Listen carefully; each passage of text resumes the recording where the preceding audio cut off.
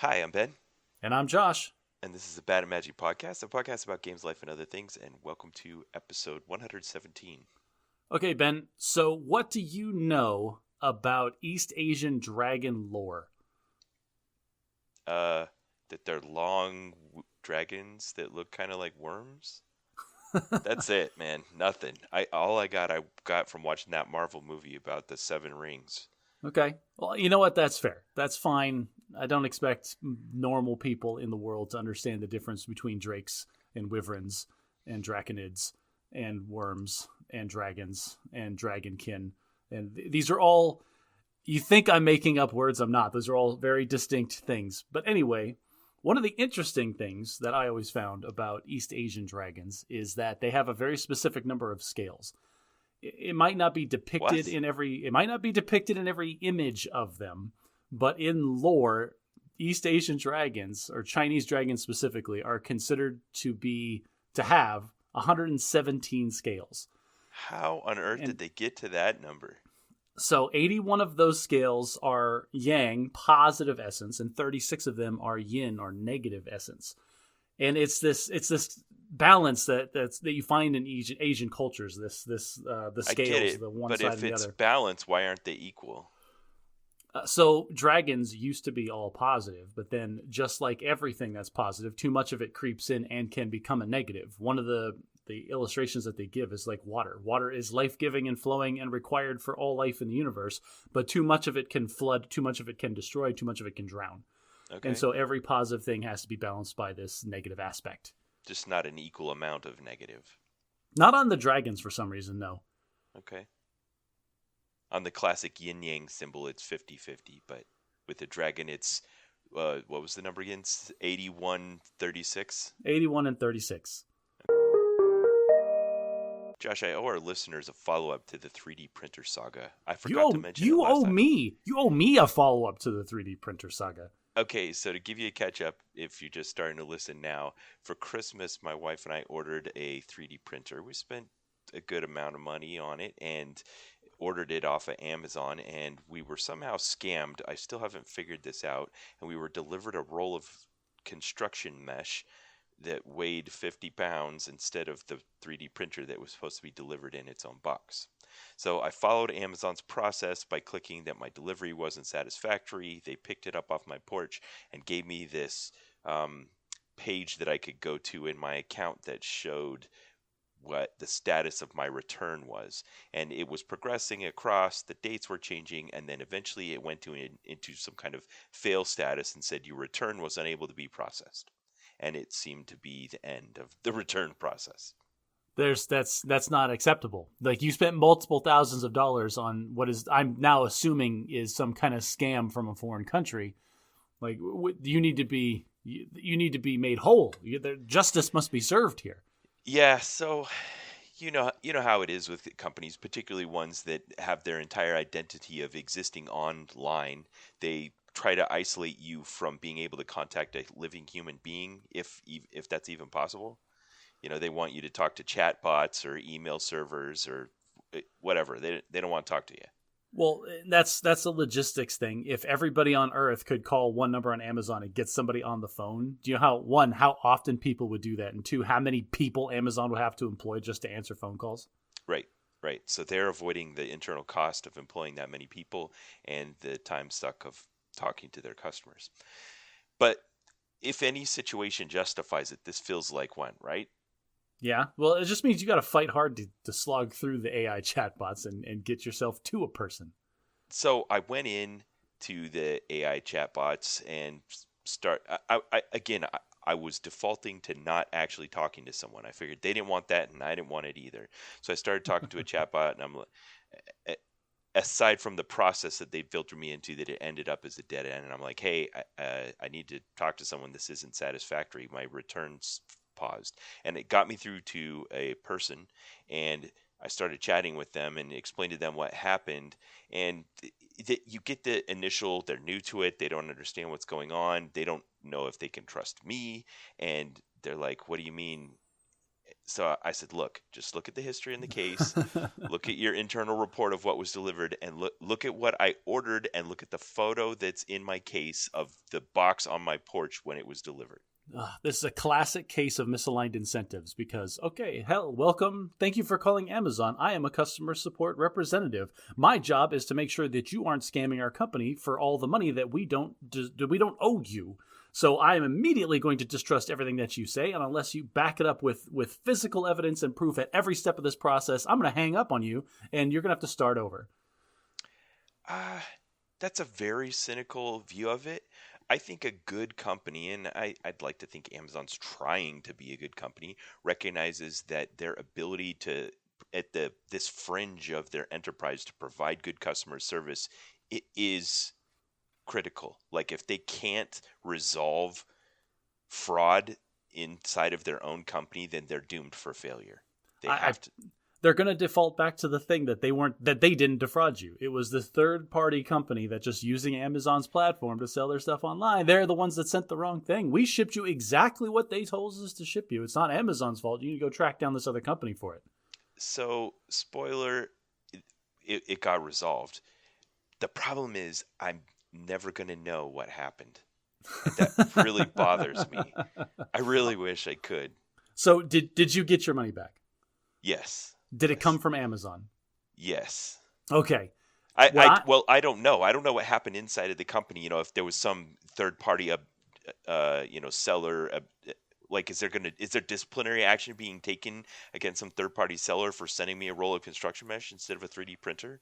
That's my assumption. Like I am operating now under the assumption that Amazon, somewhere in the system, you had enough evidence that Amazon ate the loss, decided to refund you to make you better so the business looks fine, but then is probably seeking fixing. They're probably going after this other company that screwed you over by sending you chicken wire. Yeah. But that makes me wonder how fast one of those can pop up. Like, is this a game of whack-a-mole? Like, their process for new sellers getting on is so easy that one pops up, sells a bunch of crap as fast as they can in the holiday season, gets thousands of dollars, and then what does Amazon do? Tell them that they want the money back, and then they just disappear and get all the money that they defrauded people? And it's an insurance scam with Amazon? I have seen a few YouTube videos about this specifically, and yeah, exactly what you just said. Amazon relies on other agencies and other processes to try to screen out the potential scammers. Like, for example, I saw one thing that you need to become a seller, a certified reseller, whatever, on Amazon is you have to have a formal, legal, organized business and an EIN. Ben, I'll tell you right now, on the Arizona website, you can form a brand new business in 2 days with $50, and you can get an EIN from the IRS in 10 minutes on the internet. So That's not the barrier to entry that they think it is. So I'd like to think I'm more than just an average buyer, that I'm a little bit savvy. And Amazon has generally, I thought, been pretty transparent about showing whether or not you're buying from a third-party seller or from them. And for all indicators, this looked like it was a first-party sale. They had the little note on the side of the Amazon page that says it was being sold from Amazon, not from a third-party seller. Okay, so in that case, you got scammed by a guy in the warehouse that stole your 3D printer and sent you some fencing material instead. Yeah. So in the course of the chat session, the initial agent says this, I have to escalate this to my supervisor because of the dollar amount and whatever. And eventually they just came around and were like, okay, we're giving your money back. And they did. And they didn't tell me, and I'll never know what happened. So that's the end of that. This tells me that we need to take pictures. Like if you order something off of Amazon pick your threshold. What is pricey to you in your household? Take pictures of every step of the process. This is it on my porch. This is it in my house. This is it opened. And this is the ridiculous box of Slinkies that you sent me instead of the Persian rug that I ordered. It's so disappointing. I read a book. I'll talk about it later on. But at the heart of the book is the idea that we are, as a society, have created levels of technology where we can try to eliminate human trust. The good old-fashioned look someone in the eye and shake their hand and have honor in your business dealings. We think that we can create a technological system that makes that antiquated and obsolete. and that we can just operate in our society without it. And yet, what does it look like? You said take pictures, but how do we know that the pictures are true or not doctored or not, timestamp altered or, like there's no end to the distrust game. Well, and this is interesting. So I think we created this idea that we want technology to eliminate the trust so that way I don't have to trust. Because if I trust, I get burned. Everybody that's listening to my voice right now has trusted somebody and got burned, and they know and they remember exactly what I'm talking about as I'm saying it. And so we try to safeguard against that, not just in our personal lives, but in our professional lives too. I have spent so many conversations with my boss, like, this is how we set up these processes. He's like, but this is as if like we're not trusting them to like just do their work. And I'm like, yeah, we're not trusting anybody to do anything unless we explicitly tell them to, because that protects you, the owner of this organization, from somebody coming in here and just leeching a paycheck for as long as they possibly can. And so here's my question though. Did we create this ourselves? Like, because I got burned on trust when I was a kid, and now I'm a professional grown-up, I create these systems that don't require trust for people that I employ. Does that mean I am more likely to hire untrustworthy people? Am I removing the burden on myself from finding trustworthy people? Or am I creating a scenario where, oh, well, this guy doesn't trust me, so I'm not going to do anything to earn or deserve his trust? Are we generating the distrust or the bad behavior in other people by removing the trust from the equation? I think so. I think that's the problem, but it's a new problem because in the past, you just trust was your only option. And now that we've developed enough technology and systems as a society where we think we can set up a system where trust isn't required, we're getting to see what the world looks like if you don't trust people and don't have to. And it's not necessarily all upside. Okay, hang on. Before we move on, like, I'm not disagreeing with anything that you say, but I'm also going to add this part to it because I'm the negative guy and I want to end on a negative note. Sure. And trust goes two ways. In order for me to extend trust to you, you need to also extend trust to me. So I can say in a professional setting, if my employer says, hey, work hard, put in the extra hours and dedicate yourself to the company and you will be rewarded. And if me as the employee, I trust that and I say, yes, absolutely. And I do that. I go the extra mile and I put in the extra effort and I do all these other things. And then I don't get promoted, or then these rewards don't manifest. You get summarily laid off. Yeah. Yeah, exactly. Like there is no two-way trust, at least in most organizations, like large businesses, that doesn't exist anymore. And so then you create this mindset where it's like, well, they're not going to give me anything extra, so why should I give them anything extra? I'm going to simplify this into a 4-quadrant game theory Punnett square. So on one axis, you have a system where trust isn't required or a system where trust is required. And then you do trust someone or you don't trust someone. Yeah, because if you do trust someone in a system where trust is required, then you're rewarded. Right. But if you trust someone in a system where trust is not existent, then you get punished with all the extra work and burden. What's the punishment for good work? More work. If you don't trust someone in a system where you can be trusted, then nothing bad happens. It's kind of null, yeah. Yeah, but if you don't trust someone in a system where there is no trust, then you're protecting yourself from the bad things. So we're in one square. If you extend trust, there's one scenario where you get burned and there's one scenario where you're rewarded. If you don't trust, there's one scenario where nothing bad happens and one scenario where you're actually actively protecting yourself. Kind of. That's what we'll get to later on. But yeah, we'll end on that negative note.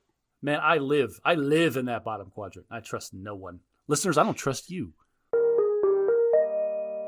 So I want to give a little story that happened to me this week. So I'd mentioned a while back that there was this man who'd been employed by the United States Air Force as their chief software architect. He became a bit notorious by doing this mic drop principled resignation on LinkedIn. That was really a little bit self-serving because he was clamoring for attention, as he was basically saying, I'm frustrated with the United States government. I can't get anything done. I'm leaving. Well, and I love that so much because it's an example of somebody from the outside being asked, hey, can you come in and do the things that you do best to make us better? And him being so shackled by the government bureaucracy that he couldn't get anything done, even the thing that he was charged with. And just being so frustrated that he did exactly what you just said. Yep. Now, he was also trapped in the trap that I'm finding myself trapped in now as I'm leaving the United States Air Force, in that now that you go back out into the private sector, all of your most recent skills and experiences are relevant to the government. So you're kind of, the pull is stronger on opportunities that are government adjacent. Okay, yeah. We So, do have a military industrial complex. That's definitely a thing. so he joined a startup called Ask Sage, which is an artificial intelligence application that's specific to government. I'd mentioned I'd used it before on the show, where I'd done this project where I was supposed to go through all of the hundreds of thousands of pages of regulations that govern major command staffs and find out which ones are relevant to my specific job and function. Can I just say how genius this is? Hey, I worked in government at the highest level for like 5 years, and instead of trying to fix everything, I'm going to quit, and then I'm going to sell them the solution that I could have built while I was in the position. That's diabolical almost. Yeah, so here's what happened. I'd gotten back from my deployment, and I'd had this AI account that I'd used before I left, and I hadn't used it since. And I went and tried to log into it, and I was having issues logging in. So I was at their cover page, but I wasn't getting past it. So there was a click here if you need help, and I did, and I filled out the form and sent it and didn't think anything of it. The next day, I got an email in my inbox, and it was from this CEO, an email directly from the CEO. The guy, Nick Chillian, or get Chillian. Get out of town. Like, No. You sent in a support ticket and the CEO responded to you? Yes, that's and I was as shocked as you just sounded in your voice. So what I did is I replied to the email with the answer to the questions he'd asked me, and I was also like, "Is this really Nick Chillian?" Like, You are so famous to like 3 people. It's amazing. why is the CEO answering me? And here's the rest of my problem. And he answered me again and gave me some advice, and he provided me like 3 alternative links to use, and one of them worked. And I'm like, hey, that fixed my problem, thanks. And in his email he said, if a CEO of a startup isn't looking at support emails, what good is the startup?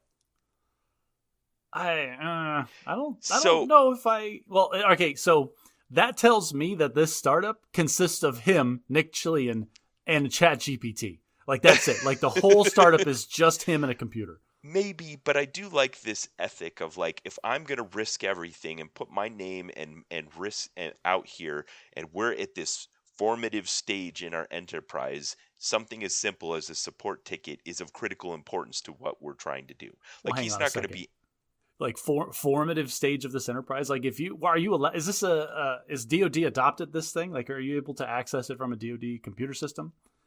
Yes, he's gotten through the approvals that I can access it from a DoD computer system. Okay, so that tells me that he's already got paid. So once I got logged in and started using it, here's what happened. I asked like 3 questions, and then I noticed there was a little counter in the bottom corner that was counting down, and then it said, "You've run out of tokens to subscribe. You can get more. Here's the form." Oh, I hit the paywall. I am loving this more and more. This guy created a website where if you work in the military, instead of digging through the 36,000 pages of regulations to look for the answer, you have one website, buddy. You come here, you put a nickel in the slot and turn the handle, and it will give you your answer like a baby bird. Like, he's preying on the thickness of the bureaucracy. Yes. Okay, so I hit the awesome. paywall, and I really had a dilemma. And the only reason I think I didn't actually subscribe to this thing is I thought, I'm retiring next month.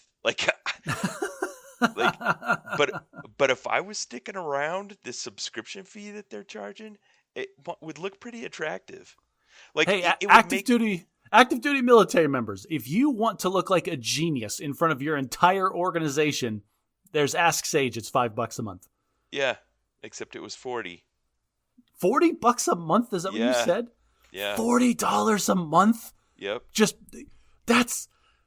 I know.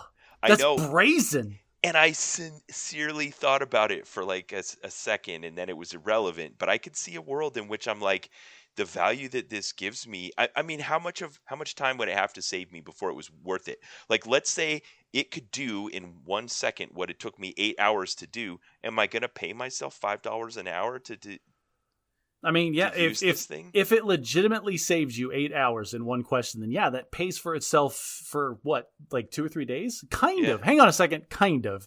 Because there's no real measure in the military of how much work you get done. Like, if you have to look at your boss and I'd be like, boss, I'm going to be researching this question you asked me for 2 full days because of the bureaucracy. And you know what? They're going to look back at you and be like, yes, that's fair. That sounds like a reasonable amount of time to research. Unless you tell them it's going to take 8 hours, you use Sage, get the answer in 15 seconds, and then you take like long lunches for the next 2 days. Nice, Ben. I like your thought processes here. So one of the questions you have to ask yourself in this, and I think what you and I settled on when we talked about what is the space in which AI can operate, it's not high level, it's replacing the low level. So how much of my time in a given month is low level stuff? Like, can Ask Sage write a quarterly awards package? Yeah, probably. Right. That's awesome. Oh, ooh.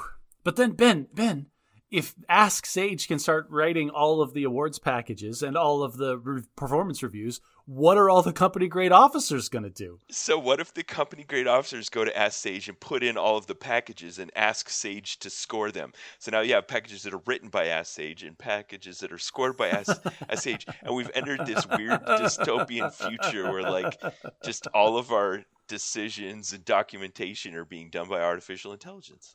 We've got E1s through E4s actually doing the work, and then it goes straight up to kernel that's running everything, and then there's just a bunch of people in the middle that are putting stuff in the computer, and the computer spits out the answer. Yeah. Anyway, I love that. I love that. This is a chapter straight out of iRobot where we're just handing over the keys to the kingdom to the computer and hoping that it will do the right things for us. I didn't subscribe, but we're still in that slice of time where if you put in a support email, you're going to get straight to the CEO. $40 is... All right, so I'm on board with all of this. I'm on board with monetizing and weaponizing government bureaucracy for my own personal profit. But $40? This guy is like the cojones on this man to look you in the eye and be like, I can save you 8 hours, but it's going to cost you $40. Man, especially for a startup. He's going hard. You know what? I know.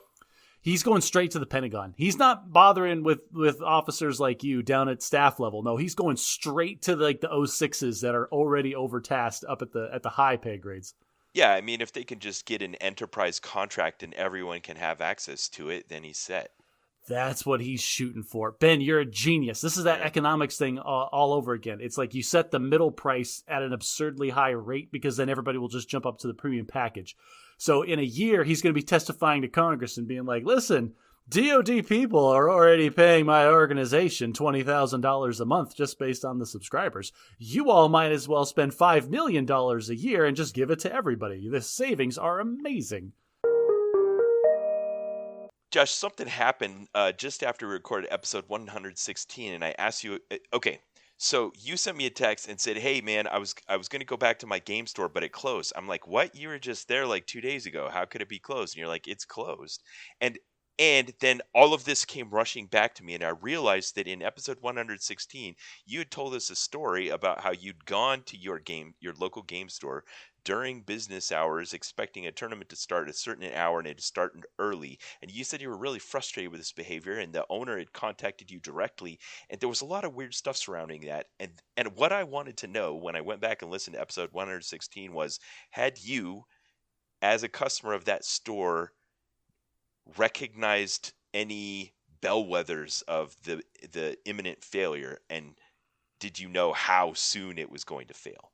No. And I got to admit, Josh, you said quite a few things that even though you didn't go all the way to the level of prophecy, like I think this game store is going to fail within the next 2 to 4 weeks. You kind of did prophesy the failure of this game store. I think without saying those words, I definitely recognized all of the symptoms of a failing business.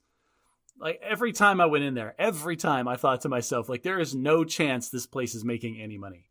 Yeah, that's kind of what you said. And even though you didn't put that together, I don't know why you didn't want to be audacious enough to prophesy the impending failure.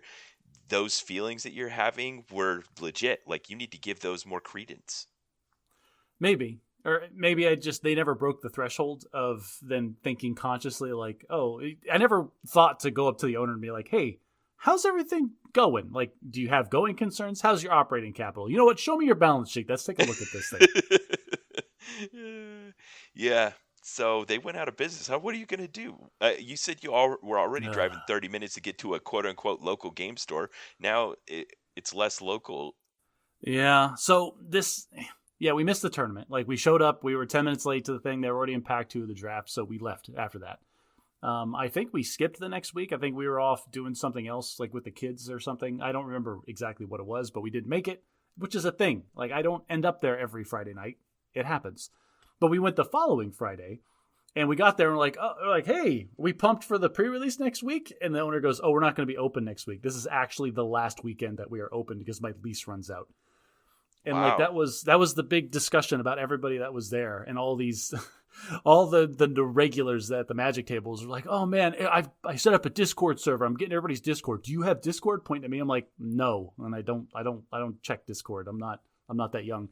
Okay, well, give me your number and we can text and like we'll figure out, we can link up. I'm like, I like that the local gamers were trying to create an exit strategy. Like, how do we keep the gaming group together in absence of a place to gather? Yeah, and I gave him my number and he gave me his, and like as I'm typing my number into his phone, I'm like, in my mind I'm saying I am never going to respond to a single message that you ever send me. Like, these are nice guys, but this is not my crowd. Well, that's the wrong word. What do I say? These guys are all like in their 20s. They're all single. They're all like just trying to make ends meet, and they're living together as roommates and things. They're in a completely different place in their lives than I am. And so if they're going to be like texting me like 9:30 at night, be like, hey, we're going out to Ocho Locos or taco place or something. We're going to play some games. Come meet up with us. I'm like, dude, I am already in bed. Like, there's no shot. Yeah.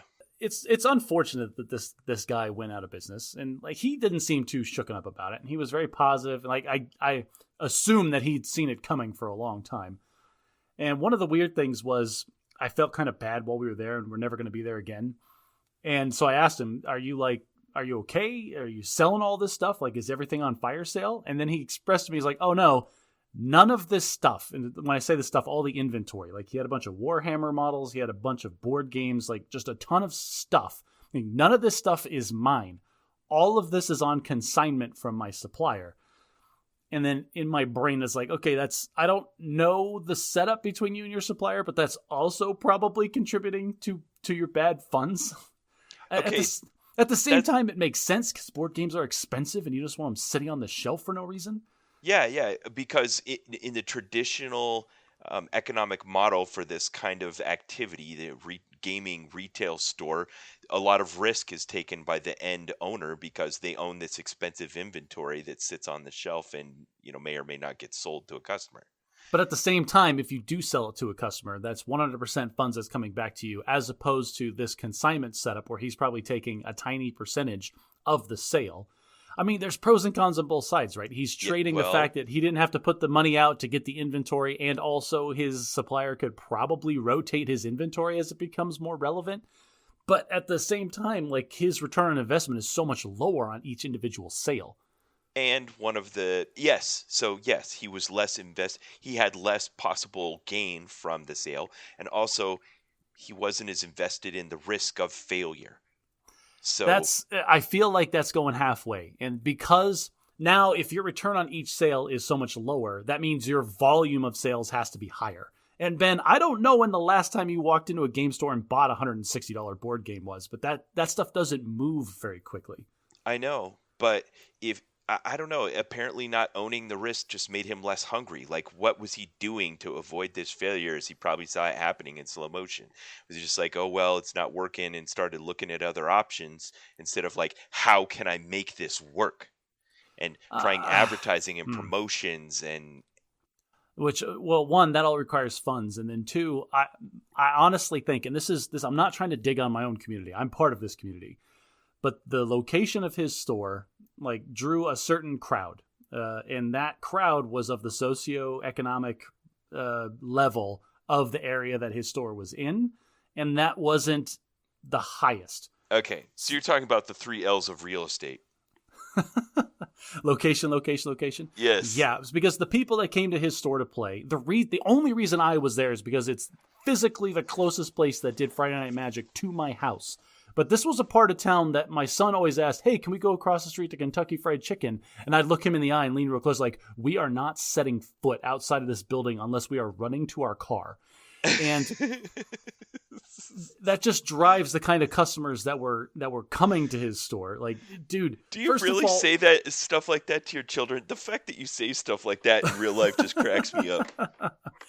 I've never said those exact words to him, but I made it clear that, hey, buddy, no, this is not the best part of town. We're not going to be walking around here at night. Okay. Again, that though, his clients came from that area, and his clientele didn't have the kind of disposable income that store requires. That's pretty much what you said in 116. Let's be fair. Local game stores are selling luxury goods, flat out. These are not groceries. This is not a car that you need to get to work. This is only stuff that you ever pay for with your Slack. I kind of agree with you, but like, for instance, spending on this kind of thing went up during COVID. You know, at a time when people were worried about their lives and their jobs and their existence, there's something that's non-fungible about people's access to whatever release and utility that gaming provides to them in their life. I would argue that increase in spending on gaming came commensurate with the decrease in spending on gas and fancy clothes and outings and clubbing and all those other things. I'm just saying it's not as disposable of a luxury as you're suggesting. Well, anyway, my game store failed. One of the topics of discussion at the table as I was playing our last game of Commander with these guys was, where are you guys going to go? Where are the other places that do Magic? And they were talking about all these other places. And one place came up that's actually over by where I work now. And they said, oh yeah, there's that place, but we don't really like it. I don't like the vibe. And I was like, give me some more details on that. Like, well, first of all, the guy that works there, he exclusively hires like model looking women to work there. And I did actually say this aloud. Oh no, that sounds terrible.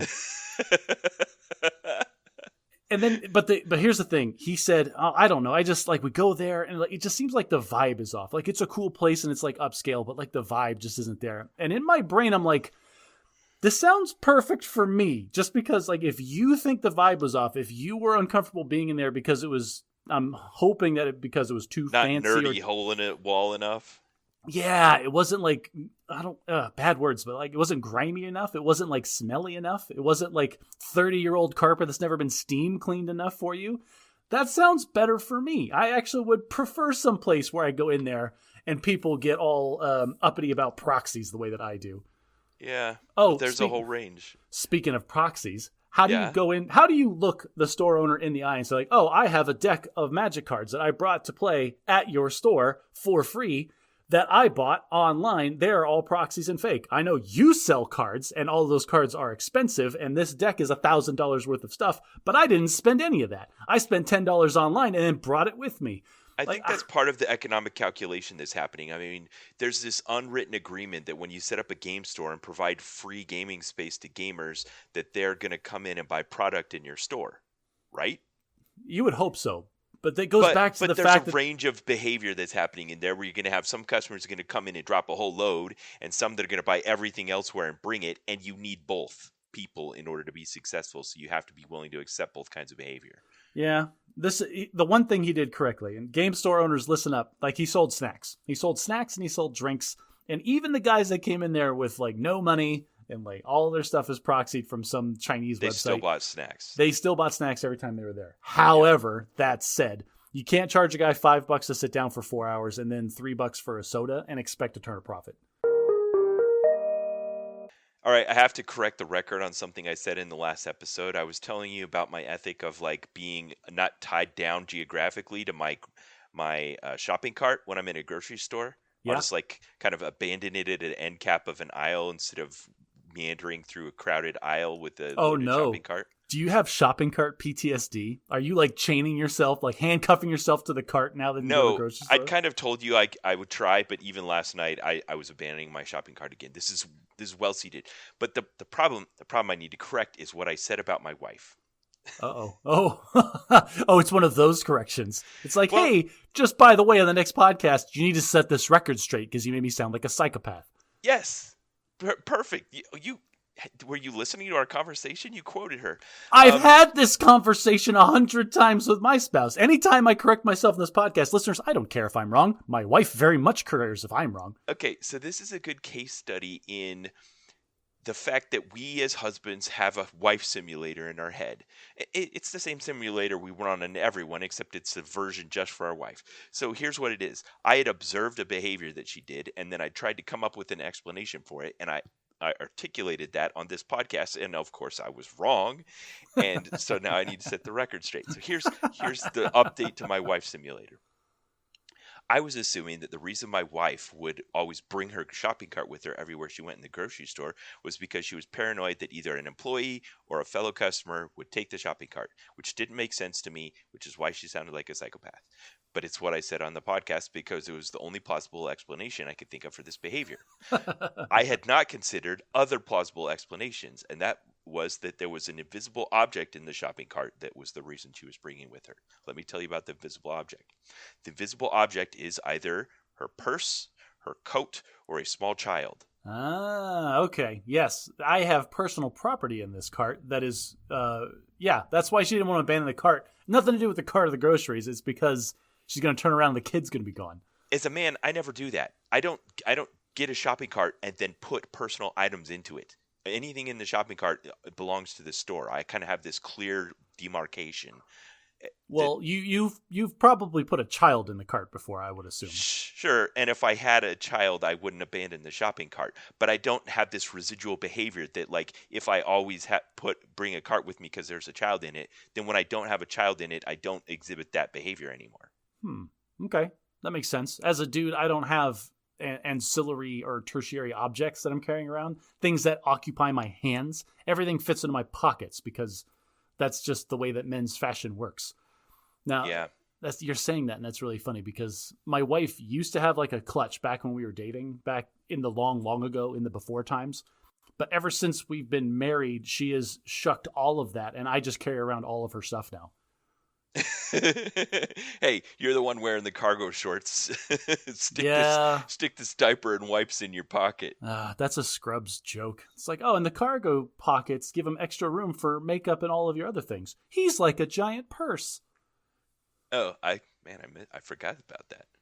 Anyway, setting the record straight, that's the reason my wife hauls the shopping cart around with her everywhere, is because she might have personal items in it, and I hadn't considered that possibility.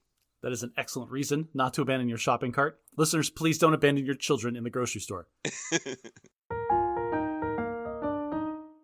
Josh, last night we kind of had this triumphant moment as a family because it was the final performance of Matilda the musical at my kids' high school. So I'm in Utah right now instead of Louisiana because I flew out here just to be here for the musical performance. Totally worth the flight. It was great. I love these moments. Sometimes in life, we just live at a level that's below this intensity threshold where even though you're growing from an infant into an adult and there's lots of formative transformation happening, you just never reach a level where you like stand on your feet and clap and cheer. And something like having a kid that's in sports or in a musical gives you an opportunity to do that. You know, throw flowers at their feet and hold them up on your shoulders and everyone gather together for photos. And I like that events like this in our life give us an opportunity to do those kinds of things. A literal standing ovation. I want to put a footnote on this. You're allowed to do this whenever you want. You're allowed to pick up your kids at school and cheer your head off and like throw flowers at them as they're getting in the car. You're right. It's just not socially acceptable. What you're talking about is I don't want to look like a psychopath, so I'm only going to do these things to pump up my kids in acceptable settings. Yeah, it isn't just a personal aversion to public embarrassment because I actually am okay with public embarrassment a lot of the time. Oh, you're a dad. Of course you are. if it would have the same impact, but doing it in this way that's part of a social ritual that we're all participating in, that isn't just sanctioned, it also magnifies the impact of the adoration. Okay, yeah, it's removing the embarrassment factor. Like if the Right. embarrassment is gone, then all they're getting is the pumping effect is what you're going for anyway. Yes. Yes. Okay. My kids were thrilled that because we bought, you had to buy tickets to this thing. It wasn't a free one, and it was worth it. Like, this was a high quality production. We rented a whole row, brought my son and his wife and my brother and his wife and three of their kids, and there was like 15 of us there. And we clapped and cheered and brought them flowers, and they were just elated, and it was a triumphant moment for our family. It was great. Aw, and thus 2 theater kids are born. Yeah. And it just like their parents. I mean, I was in the High School Musical productions when I was a kid, and so was my wife. That was something we had in common. And Matilda is a fantastic musical. If you ever get a chance to see it, 5 stars, highly recommended. Good for them. All right, Josh, you've got a Bad at Gaming segment for us? Yes, this one was funny and weird and evolved naturally, and it's just really kind of dumb, and I love it to death. So my wife was having one of those days at work where I'm not going to put words in her mouth, but from my outside perception, it seemed like one of those days where you just wanted to burn it all down. But she is a good working, mentally stable individual. So instead of burning it all down, she retracted for an hour or two during work. And like, I need something to distract me. And so she downloaded one of these free games that she saw an ad for at some point, which is, Nicole, if you're listening, stop clicking on ads. That's bad for the whole family. Hang on. I love this idea already that like we have a defense threshold, and then because I talked about this a long, long time ago on the podcast when the COVID quarantine hit and I ended up doing 12-hour overnight shifts in the operations center, I finally installed one of these mobile games. It's like they're just out there pinging at our defenses until one day just life gets at us enough that our guard is down enough that we finally install this toxic mobile game. But go ahead. So this one is a word game, and it gives you like a tiny little crossword puzzle with like 5 words on it, right? And at the bottom is a wheel with 5 letters. And you can only use those 5 letters to fill in the words that are on the crossword puzzle. And you like swipe the letters. You can only use them once. And so you make little shapes at the bottom while you're trying to discover the words. And you don't get points. You get an intelligence score. And so as you're progressing in the game, it's just like, oh, you're doing so well. You're amazing. Very Freudian so of smart. them. Yeah, right. So she played that nonstop for, I think, 2 days and then has completely forgotten about it. Okay. But in that same time, my daughter saw it and she's like, can I play? And then she's sitting there playing it. And this is the game that happened, okay? I don't care about this word game that my wife installed on her phone. The game where my daughter was playing it became much more fun. And here's the reason why. We'd be sitting at a table after a meal, and my wife and I are just chit-chatting, and Jane has the phone on the table, and she's drawing shapes. She's not trying to spell words, mind you. She's just going through the letters in whatever order that she can come up with. Have you not given her own phone yet? No, she doesn't. Okay. She's 9. So this is a ritual, is her playing with her mother's phone. Very, very seldomly, because whenever she has my wife's phone, I end up getting a bunch of poop emojis in my SMS messages. So Jane's over here just randomly putting letters together, trying to find words, okay? And the game that evolved from this is me and my wife trying to slide correct answers naturally and organically into our conversation with just enough emphasis that my daughter will pick up on it, but without so much emphasis that it breaks her threshold, like, hey, stop giving me the answers. Okay, that sounds awesome. I love it. It's just so fun. Like, because we were sitting there quiet for a second, like, you know what I hate? Tepid water. Whenever I drink tepid water, I'm not a huge fan because the temperature's wrong, because it's tepid. And then just seeing how long it takes for my daughter to pick up on that. And put in the word tepid. And put in the word tepid, right? And so we're just like, hey, glancing. Dad, you were telling me the answers. But we were both doing it back and forth and just kept sliding it in. And it was almost more fun when she did pick up on it. Where she's like, hey, stop! I can get it. And she's like mock offended that we're like feeding her this stuff in this way. Yeah. I like it. You should call it tripwire. Like you're trying to do a task, but you're not trying to trip the alarm. Yeah, there you go. Something like that. Well, speaking of random apps that we install on our phones, have you ever tried a language learning app? No, I've not. So when I was in high school, I was required to take Spanish because I live in Arizona, and then when I went to the academy, I was required to take Russian because it was a military school, and like you're going to learn a language that's useful to us. And Okay. what I found was learning a new language isn't difficult. Like the sentence structure and the grammar, that all makes sense to me. The difficult part of learning another language is remembering all the freaking words and then just using it so much that it gets into your head and turns into an automatic muscle memory kind of thing. That's the hardest part about learning another language, is actually using the other language. Okay. So that is a space. The space that you just described is a space that our phones excel at. Like, they can give you reminders. They're always present. You can just do it a few minutes a day. If you add in a few other elements that are also motivating, like having a social network where you encourage each other or have some type of incentive in your social group to continually perform in this thing, suddenly you're starting to create what is actually maybe even a viable alternative to traditional methods of language acquisition. Okay. I can understand that, but like my phone, like if it just sent me a reminder, hey, practice your Spanish today, it would never happen. My It doesn't phone do that. It says, hey, your daughter's practiced more Spanish today than you have. Ooh, What are you going to do about it? that's pretty good. Uh-huh. I still think I would need my phone to like lock and be like, to unlock your phone, you need to say 5 Spanish phrases.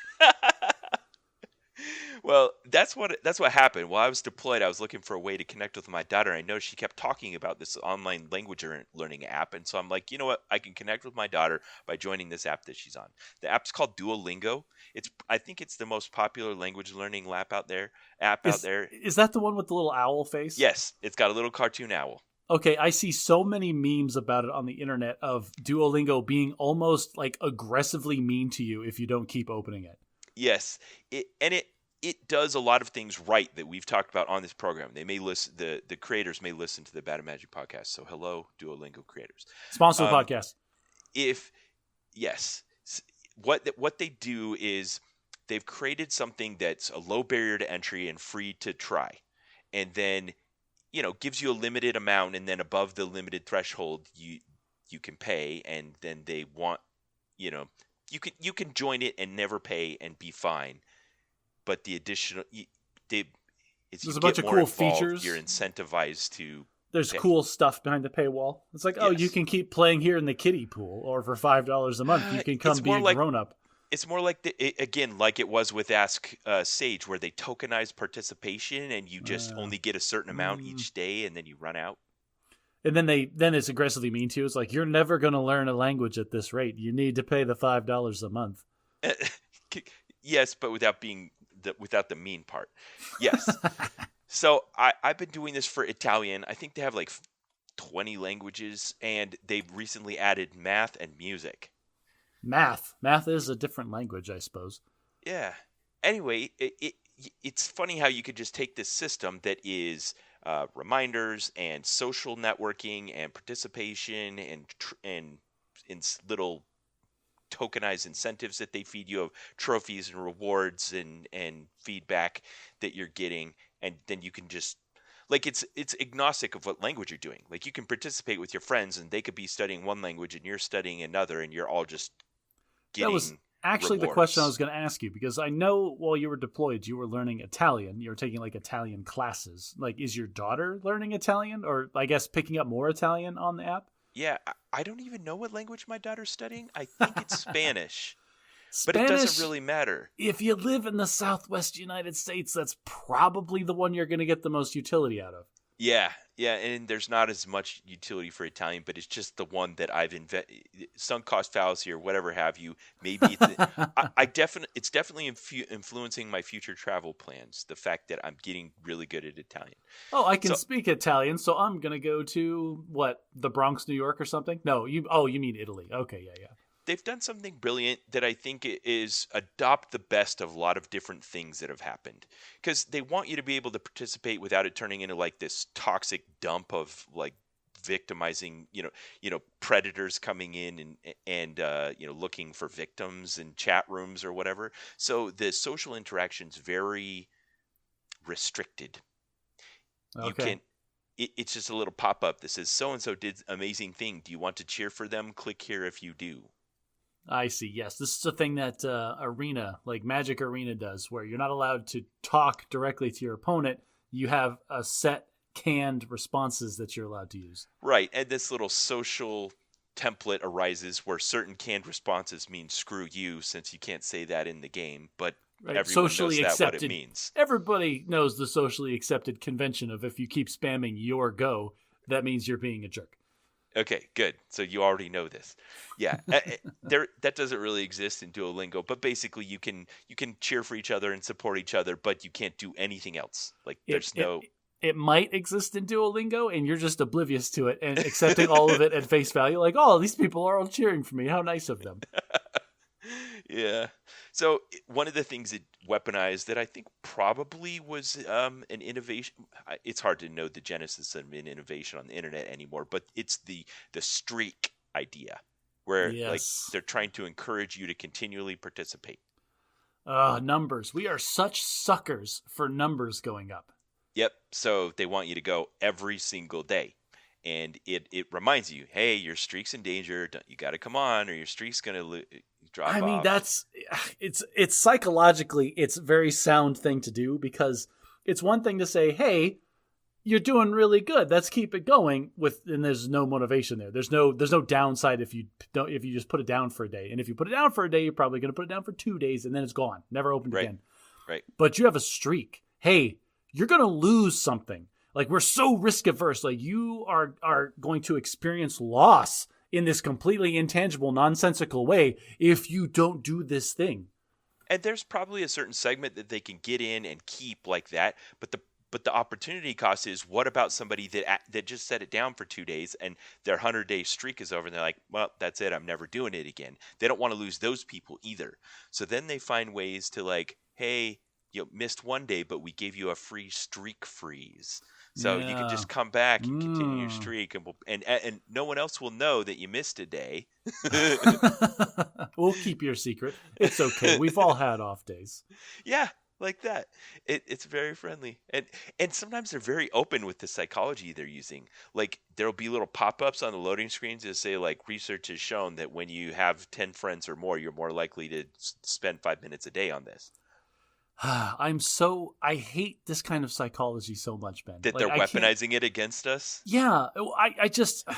But volunteer, unlike a, I don't know, just a auto battler where I'm logging in every day to get the free tokens that they're giving me. For this, I'm actually getting usable real world knowledge in return for this system where they've weaponized psychology against me. It's exactly the same thing. It is exactly the same thing. They've weaponized the same psychology against you. The difference is the utility that you are deriving.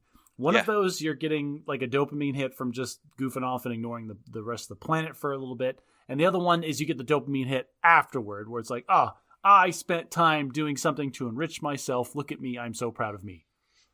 Yeah. And then I guess the real question is, this is the crux of the whole situation. Am I actually learning Italian, or am I just participating in this same thing that's like a mindless mobile game? Oh, I mean, it goes back to the form of learning a language. Yeah, it goes back to what I was talking about. I don't know how well you can learn a language from an app. I'm sure it does very well, but having not experienced, I don't know that. But me personally, I know for a fact, if I don't use the language constantly, even the tiny bit of it that I know, then it will languish in my brain and I'll dump it and forget about it. So even if all it's doing is forcing you to think in Italian for a few minutes a day, that's probably, if not learning more, it's at least keeping it sharp. Yeah, I don't have a good way of measuring it other than going to Italy and going to church again. But, like, I just feel like random strangers on the street. Would you talk to me for a few minutes and then give me a scale 1 to 10 how bad at Italian I am? Yeah. But what I do feel like is it is what you're talking about, just laying down this mental pathway in my mind of being exposed to it so frequently that it doesn't go through that awkward crash of, oh, this is a foreign language. What is it? What were those syllables they said? Let me try to piece them together and then turn them into English and then think about it in English and then go back again. And it's this slow, halting, awkward thing to where my brain just goes, oh, language, meaning. Yeah, When I was growing up, I knew a family that they were Hispanic, and they had a daughter. They didn't do it with their oldest son, but their second daughter.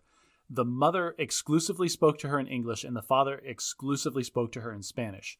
And this little girl was in the first grade and was completely fluent in both languages and had no idea.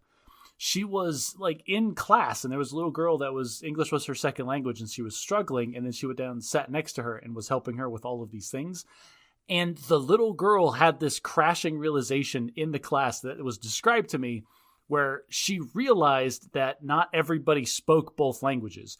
There was no dividing line in her mind between English and Spanish. It was all just the words that were said to her. So would she ever accidentally speak to someone in the wrong language?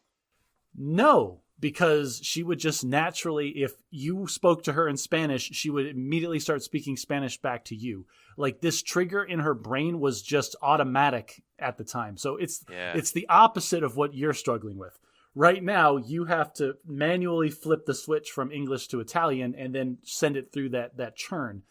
Hers was an automatic transmission. Like it didn't matter what you spoke to her in, it just happened, and she didn't realize that she was switching. Wow. That's enviable. I think that's what we all desire for. What I'd like to know, and what I will know at some point in the future, is if this, 5 to 15 minutes a day I'm spending studying Italian on Duolingo actually is helping me or not. I think it is. I mean, I would say it's probably helping, but I would also say it's probably not helping as much as 45 minutes in an Italian class every week. Yeah. All right, Josh, so it's time for what I'm reading right now. I assume that you've made some progress in the Wheel of Time. I love that I have broken you, that it took however many episodes where instead of saying, what are you reading right now, and me aggressively correcting you in that you know what I'm reading, you just accepted that. You corrected it halfway through, but that's okay. I'll give it to you.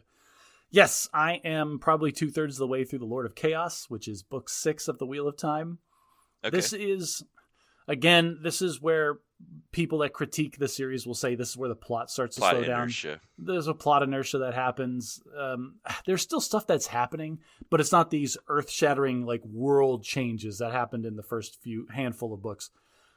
That said, I still love this book. There's so many great things that happen in this book. I'm going to talk about one of them specifically, and then a second one in more broad general terms. So first, these books are so great, and I'm going to do my best not to spoil it. But there are things that happen in these books, like singular events that alter the entire reality of everything that's going on in the lore. Like you'll just read a chapter and like the first time I heard it, I remember pausing and being like, everything has just changed. You're 6 books into this 12-book series and something happens where everything is now totally different. The world will never be the same again. And it hit me with that kind of impact. Like, would you compare it in magnitude to like when Captain America found out that S.H.I.E.L.D. was being run by Hydra? Oh, I knew that one was coming. I think this is more of the impact like Captain America picked up the hammer effortlessly and started fighting with it. Like one of those gasping, cheering moments. Nice. Yeah, there's a chapter in The Lord of Chaos called Spirit and Fire. And I know the chapter name because every time I'm re-listening to this book series and it comes up, chapter whatever, Spirit and Fire, I always like cheer a little bit like, yes, this is it. This is the chapter. It's so awesome. And it's done so well, and it's almost slid in as an afterthought. I don't want to. How do I spoil? Like the whole chapter is talking about this character's POV, and they're like distracted, and they're complaining about all the bad things that are happening to them, and they're just going about their life, and they accidentally change everything in the series of books forever, irreconcilably. And it's just so awesome. And like they realize it, like they're just going through the motions. They're kind of distracted and they do this thing and they're like, oh crap, what did I just do? And that the chapter ends and it's just great. Okay, I have a question for you. Okay. So assuming each of these books is approximately 20 hours on average of reading. 40 hours on average of reading, and you're 6 books into it, so 240 hours into it. Do you have to invest that much in a reveal in order for it to have that kind of impact? Like, could he have put this same change 3 hours into the first book, and it also have been something you anticipated and looked forward to and cheered about?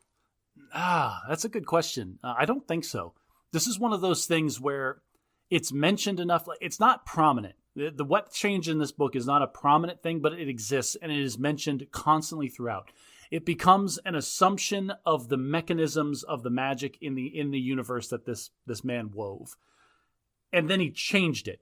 And he had a very clear reason why and a very clear reason how. He didn't break any rules. He just changed the underlying assumption that every character in the book had about something. And it affected me the same way it affected the characters. This is Sanderson's third law of magic. Yes, it is. Like, build on what you have before you introduce something new. Yes. And so it's all built. Yes, all of this makes sense in the constraints that they did, but it's still just, it's new and it's crazy and it's enormous and it's great and I love it every time it happens. Okay. All right, the second thing, this is a much more general concept.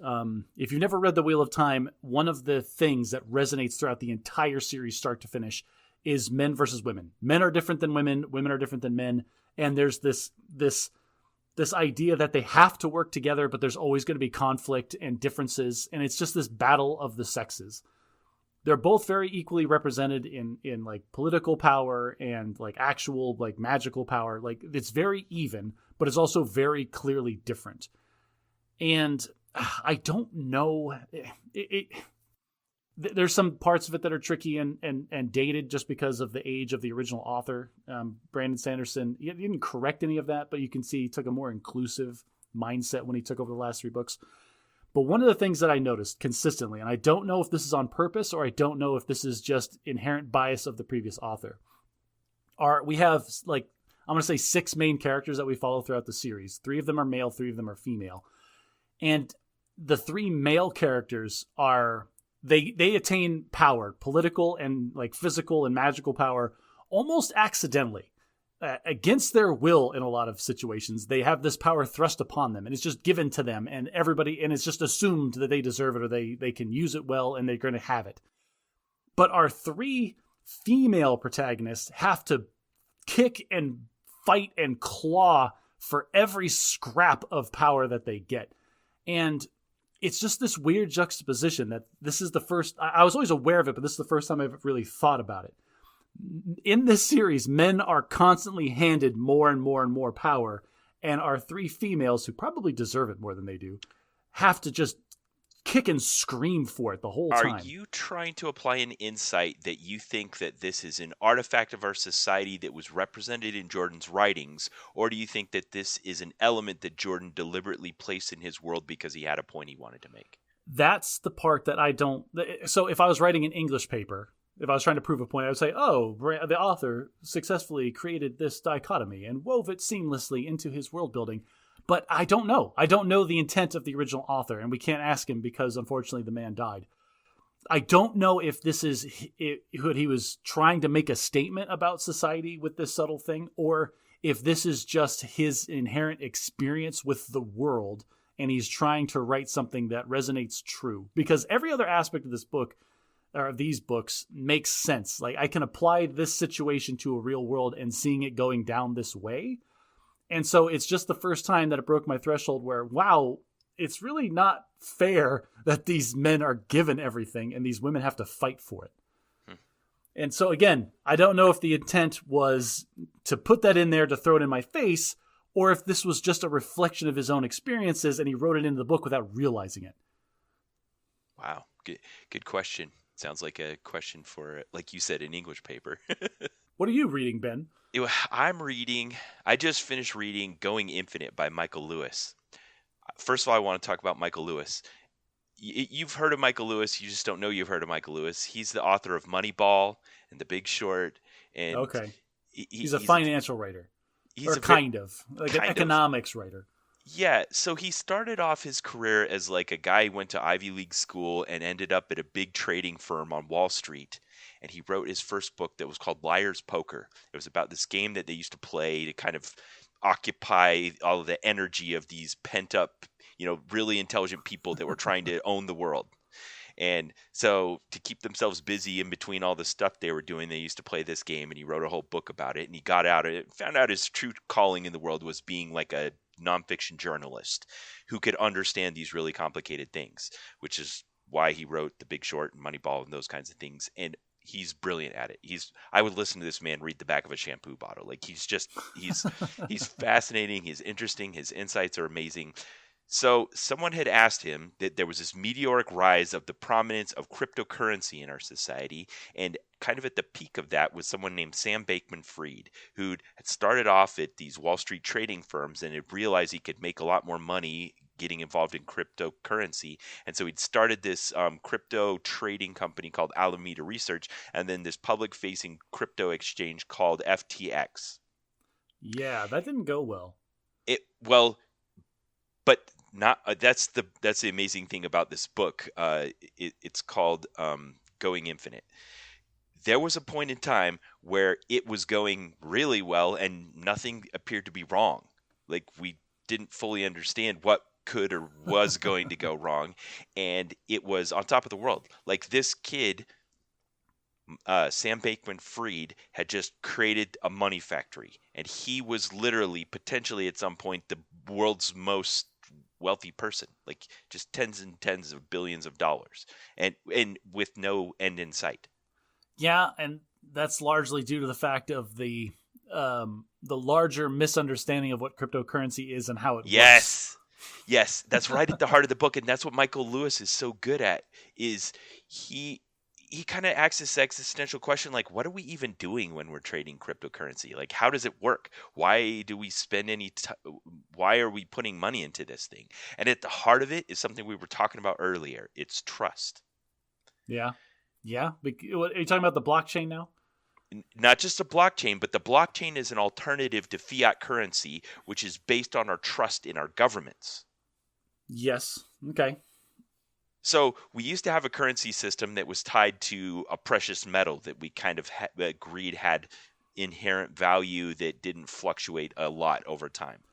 Yeah, back in the day, you theoretically could go to the U.S. government with all of your paper money and say, give me the gold equivalent of this, and theoretically they should have been able to do that. Right. But at some point we got away from that, and I don't know of any actual precious metal-based currency in the world right now. It's all based on your trust in your government. The government says we are printing dollars. A dollar has value because we say it does. We all agree on that, and then we use dollars to trade units of value, whether it's objects or a representation of our time. Yeah, and that's where everything got so... Well, I'm not going to say everything got screwed up because we came off of metal-backed currency. Everything is screwed up because it's based on people's perception. Even the metal-based currency, even bricks of gold.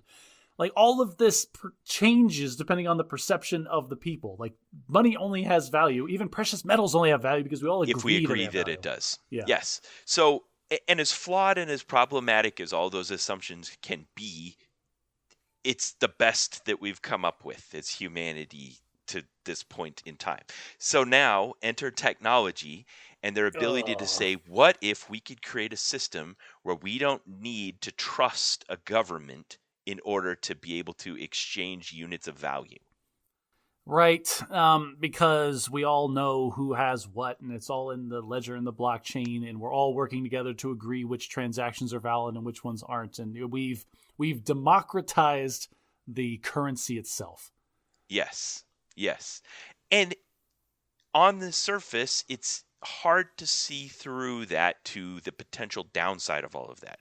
Like, oh, that sounds great. I don't need a bank. I don't need a government telling me that this is worthwhile. It just exists because the science behind the cryptography and the ledger and the blockchain allows it to exist without the interference or guarantee of a government, and it's completely democratized. Yes, I agree with that.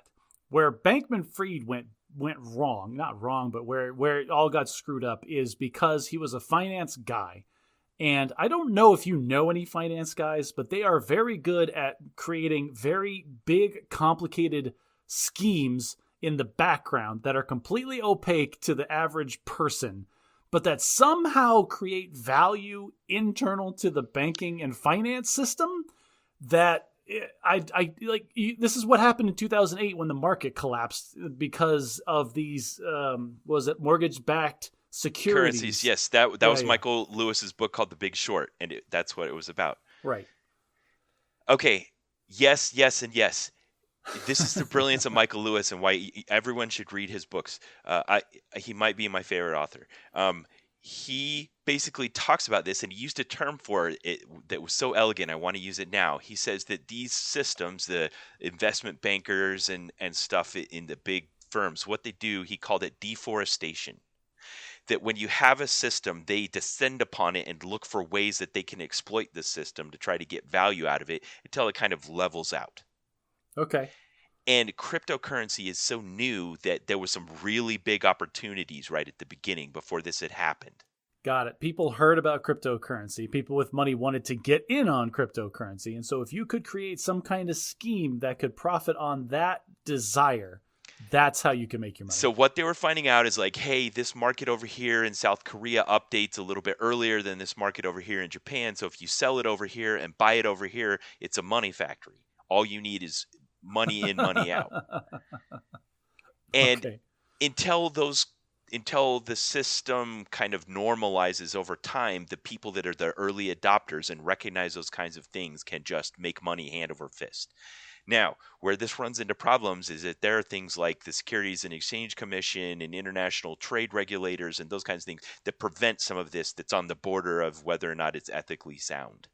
Or whether or not it's legal. This was all uncharted space for these places. But that's what the blockchain and cryptocurrency offer, is the ability for this thing to continue on without the permission of regulators. Like, they can't stop it. That's what, and this is, so everybody wanted to get in on cryptocurrency without understanding it. And one of the things that was, cryptocurrency has been around for a very long time. I remember mining Bitcoin in the early 2000s. Yes. Yeah, we've talked about that on the podcast. But it's gone wide. It's gone wide, but here's the thing. Because of the lack of regulation, like, this was predominantly used by criminals to exchange currency with no regulations, no interference, no oversight. Vast sums of quote-unquote money across huge international distances without any scrutiny whatsoever. So, and now into this toxic pool of dark money, we're like, have legitimate investors and investment firms coming in and like, oh, hey, we want a piece of that. Like, this was a recipe for disaster. Yes, it's also a recipe for one Magic player to be the richest guy in the world. And he was. Theoretically, for a few minutes. Yes. Yes. Perfect. Wow. You could have written the dust jacket on the book. So this kid who was a Magic player was a little bit antisocial and weird, and he had the perfect mix of personality traits that allowed him to, one, do things that other people might not do because they thought they were too risky, and two, not care about what other people think. Yeah. And so he recognized all these things and started getting together a group of people and set up a company called Alameda Research. We said, hey, we're going to create this bot, and it's going to go out there and just exploit all of these weaknesses in the system as it's currently constituted. That's not what they call it, but basically go out and make money for it. And all we got to do is give it a bunch of money so that it can buy currency, and then turn it on and let it go. And immediately everyone but him hit the brakes. And wait, they're like, we're just going to give a bunch of money to the computer? Like, that doesn't sound smart. Yeah. So he was willing to do this, and the company started having problems, and they had this big falling out, and like a whole bunch of employees got laid off, and the company looked like it was going under. And as soon as all of the board of directors had fallen apart and he was the only one left standing, it was just a few employees, he turned it on. Okay. And then the money started getting printed, just started flying out of his printer. Just flying out. Just money coming in hand over fist, and everyone that had left was just left, looking stupid. Perfect. That's the perfect time to start printing money. It's so not only do you look like a genius and a savior, but you get to rub it in the face of everybody that told you no in the first place. Yeah. But he's not the kind of guy to do that. They just had to kind of see that he was now a 50, 60, 70 billionaire, and they missed out. They say living well is the best revenge. The thing that, okay, so this guy was on top of the world. Everybody wanted to know him. He was the sweetheart. He was the name and face of getting rich on cryptocurrency. Everybody wanted to be this guy. So he created this firm that traded it, and then he created this public exchange where people could go. If you want to buy and get in on the cryptocurrency craze, this is where you come to do it. And then he was getting a portion of every transaction. So now he created a service that he was charging for that was actually generating value. It wasn't just this going around and finding anomalies and exploiting them. It was actual value. Spoiler alert, flash forward a few years. The IRS has released specific regulations and information for people who had invested in FTX. Hey, because here's all the rules if you made an investment and you lost it and it's just gone. Like, there's one set of rules for that. But if you had your money invested specifically with FTX, okay, you get different rules because it turns out this whole thing was basically a scam. Okay, so you've gone to classes to actually learn about this specific thing. So you're a good qualified audience for this. I'm going to shorten it. The book's great. I highly recommend it. The one last thing I want to say is that Michael Lewis, who's this amazing biographer, he probably has this perfect set of skills where he can come in and meet someone and get them to trust him and tell him a bunch of stuff. So he was in the room while Sam Bankman-Fried was having a negotiation with I can't think of her name. She is the editor-in-chief of Vogue magazine, and she was trying to get him to agree to sponsor Anna Wintour. He was trying to get Sam Bankman-Fried to agree to go with her to the Met Gala, sponsor the event, and be there. It was his moment where he was the it guy. Just be present. Yeah. This guy is a Magic player. Like, he doesn't shower. He doesn't. He's notorious for having like BO and wearing cargo shorts and rumpled t-shirts and not washing his hair. I feel like if you become a billionaire overnight, you should be issued a manservant from the other billionaires club. Be like, sir, you cannot present yourself in this way anymore. That's what characterized him, is he didn't obey any of the conventions of the Billionaires Club. Like, he was so rich, so fast that he could own any of these guys. Like, he could always do the thing where, like, I'm buying this place because you didn't do what I like. And you can be a multi. He's just a magic nerd. Just imagine the guy with the accidental afro in the corner. Dude, like, I don't care if you're a multi-billionaire. If you sit down to play a game of Magic across from me and you smell bad, I'm going to judge you negatively. I don't care how you made you money. And he didn't care that he was being judged negatively for smelling bad.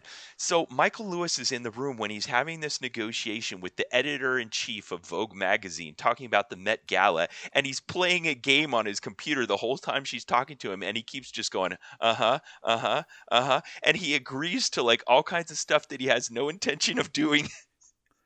And the journalist in the room is just writing this all down, just like, okay, this is what's happening. Anyway, when he got there to their palatial headquarters that they'd created in the Bahamas, because he was the guy of the minute, and they brought in the world's best journalist to do a life sketch of how this guy rocketed to the top of the world, being the king of cryptocurrency. 5 weeks after Michael Lewis got there, the whole thing is bankrupt and warrants out for everyone's arrest. So he was there to witness the downfall of all of this, and he explains it all in a way that anyone could understand. Great book, Going Infinite by Michael Lewis. Highly recommended. Excellent. All right, Josh, you sent me a link this week to this groundswell movement that kind of happens sometimes in the community relating to Magic the Gathering. Man, yeah, I did, but I don't know how much traction this one's getting. Yeah, it doesn't feel like the one that's going to catch on. I sent it to you in the context of a different discussion. Okay, go ahead. Well, here's the thing. I was on Reddit, and I was going through the MTG subreddit, and I'm just reading all these different posts. And I swear, Ben, I went to 4 or 5 different posts about completely different things. And within 5 comments, the conversation had devolved into, I don't want to give Wizards or Hasbro my money anymore. I'm going to buy nothing but proxies. Every single post. And they were all about completely different things. This was the one that kind of categorized and captured the conversation. Proxies as in fake cards that look like real cards, but you don't have to pay as much for them. As in fake cards that are printed by somebody else, not Wizards of the Coast, not Hasbro, that you can get on the cheap. And the post that you're referring to was called The Great Magic Freeze. And this guy in his group, and he's trying to get it out in the world, he's like, hey, we hate everything that Hasbro is doing right now. We are not going to support this behavior. Let's all stop paying for new product. Let's just use the product we already have, and then proxy stuff if it comes out and we absolutely have to have it. And that one really, like, the entire discussion was about proxies and how much I hate the corporateness of the game all of a sudden. And I don't know, like, reading some of these comments, I started thinking about my own biases, because we've had this conversation before about proxies in Magic and how they kind of bugged me before, and I said I would never use them. I'll tell you what, Ben, one of these comments was, "This is why I get all my proxies from," and a link to a website. And I clicked the link, and buddy, they've got $50 and $60 cards that I've been like thirsting for $3. And they even said, like, oh, they're super high quality. They look identical. We even put the little holographic sticker at the bottom. They're in a sleeve. They're completely indistinguishable from the real thing. And so now I'm over here like, the question that I posed to myself and that I'm posing to you now, is attaining the cards part of the game, therefore making proxies breaking the rules? Or is attaining the cards a barrier to entry to playing the game that you want to play? I think this is the mind shift that I'm trying to determine in myself. So when you pose this question without saying it to me, I kind of asked a few questions in return. I did like we do in our relationship sometimes, where I don't necessarily represent the opposing view, but we have this hypothetical conversation by just naturally posing ourselves as the opposition to whatever the other one's saying. Right. Because that's our relationship. We just hate each other so much that we immediately take the position opposite of what we're thinking. So the question I asked you was, when you have something that can be easily reproduced, there's a threshold below which people are willing to accept the restrictions of the system, and then when you rise above the threshold, then people start to consider piracy. That's true of anything. Kind of what you're describing could also include like forgeries of currency. Yeah, and we were talking about streaming services and piracy just the other day. Like, streaming services. How much does Disney Plus have to jack up their monthly price before I just start downloading episodes of Bluey for free off the internet? Right. Right. So this kind of, it feels, like you said, it's in the same space. Is I have the opportunity to do things quote unquote correctly and shell out my hard-earned cash for the officially sanctioned product that I want. Or it's this stance that they're doing where they're trying to produce something that is of sufficient value to us that we're willing to give them our money, and they're not asking for so much of our money that we're still willing to give it. Yeah. This is what's a great example of this is during this conversation, while we're having this conversation about proxies, okay? And the fact that there are cards that exist in this game that are ludicrously expensive because the company that owns them doesn't reprint them. And so they're scarce, therefore driving up their price. They just released 4 new Commander pre-con decks for the latest set that came out. That's coming out next week or something. And they have some of the most valuable reprints in those pre-con decks that have ever existed. And these things are notorious because the pre-constructed decks are $50, roughly, is what they're supposed to sell for. And now that is going to flood the market with reprints of specific cards that are very expensive and therefore drive the price of them down. So is this Wizards kind of responding to this whole outcry of the secondary market being too expensive and trying to I want to do barriers? some math to simplify what you're saying. Okay. So in that $50 deck that you're buying, you're getting 100 cards, which means if you average it out, the average price of a card is 50 cents. You're paying them 50 cents for every one of those 100 cards in that pack. Yeah, but the professor on Tolarian Community College just puts out a video every single time this happens saying this is how much the secondary market says those cards are worth. So he says this box of cards, this pre-constructed deck that costs you $50 to buy, has $145 worth of secondary market value. Right. So it's going to sell out immediately. This is the deforestation thing that Michael Lewis was talking about with cryptocurrency. When you identify these inequities in the market will correct it. But that deck, it will sell it immediately, and the going rate on Amazon for that deck will increase. However, it will also drive down the secondary market price of those cards because they're dumping a bunch of supply into the system. Both market forces are working in unison to kind of meet in the middle. Exactly. So yes, these cards will still be expensive, but where they were $50 before, they'll probably settle around $20 after this deck comes out. I feel like that's a good market. It's working.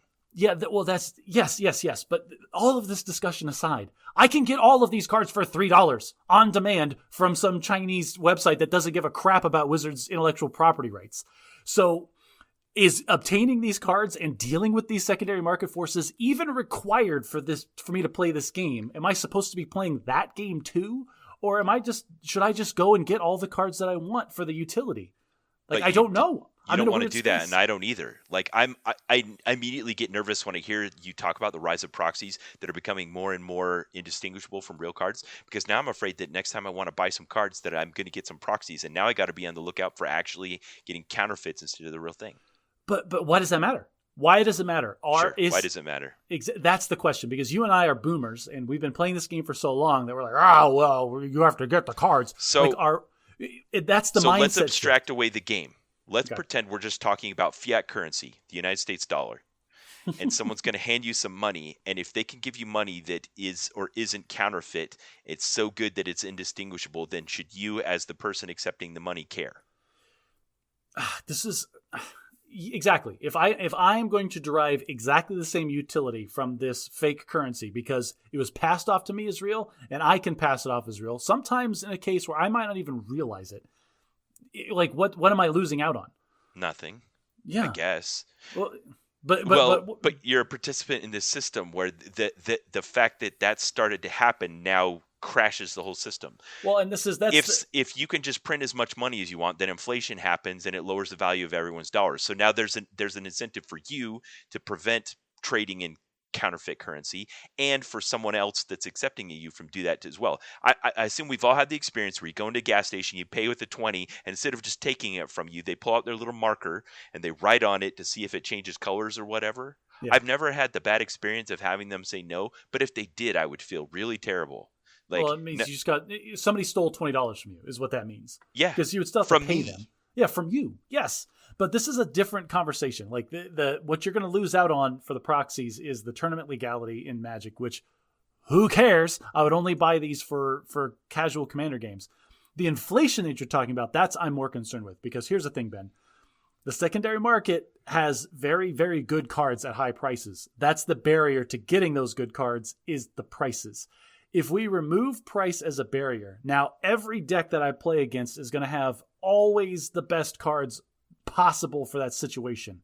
So it turns into an arms race. If I want to sit down and have a casual game, if I'm playing against a guy that's proxied his whole deck, which has happened to me, where I'm playing my $50 deck because that's my restriction, I don't want to spend a ton of money on this game, but he proxied his whole deck, and so the secondary market value is $600 or $700, and he's blowing me out of the water because his card quality is so much higher than mine.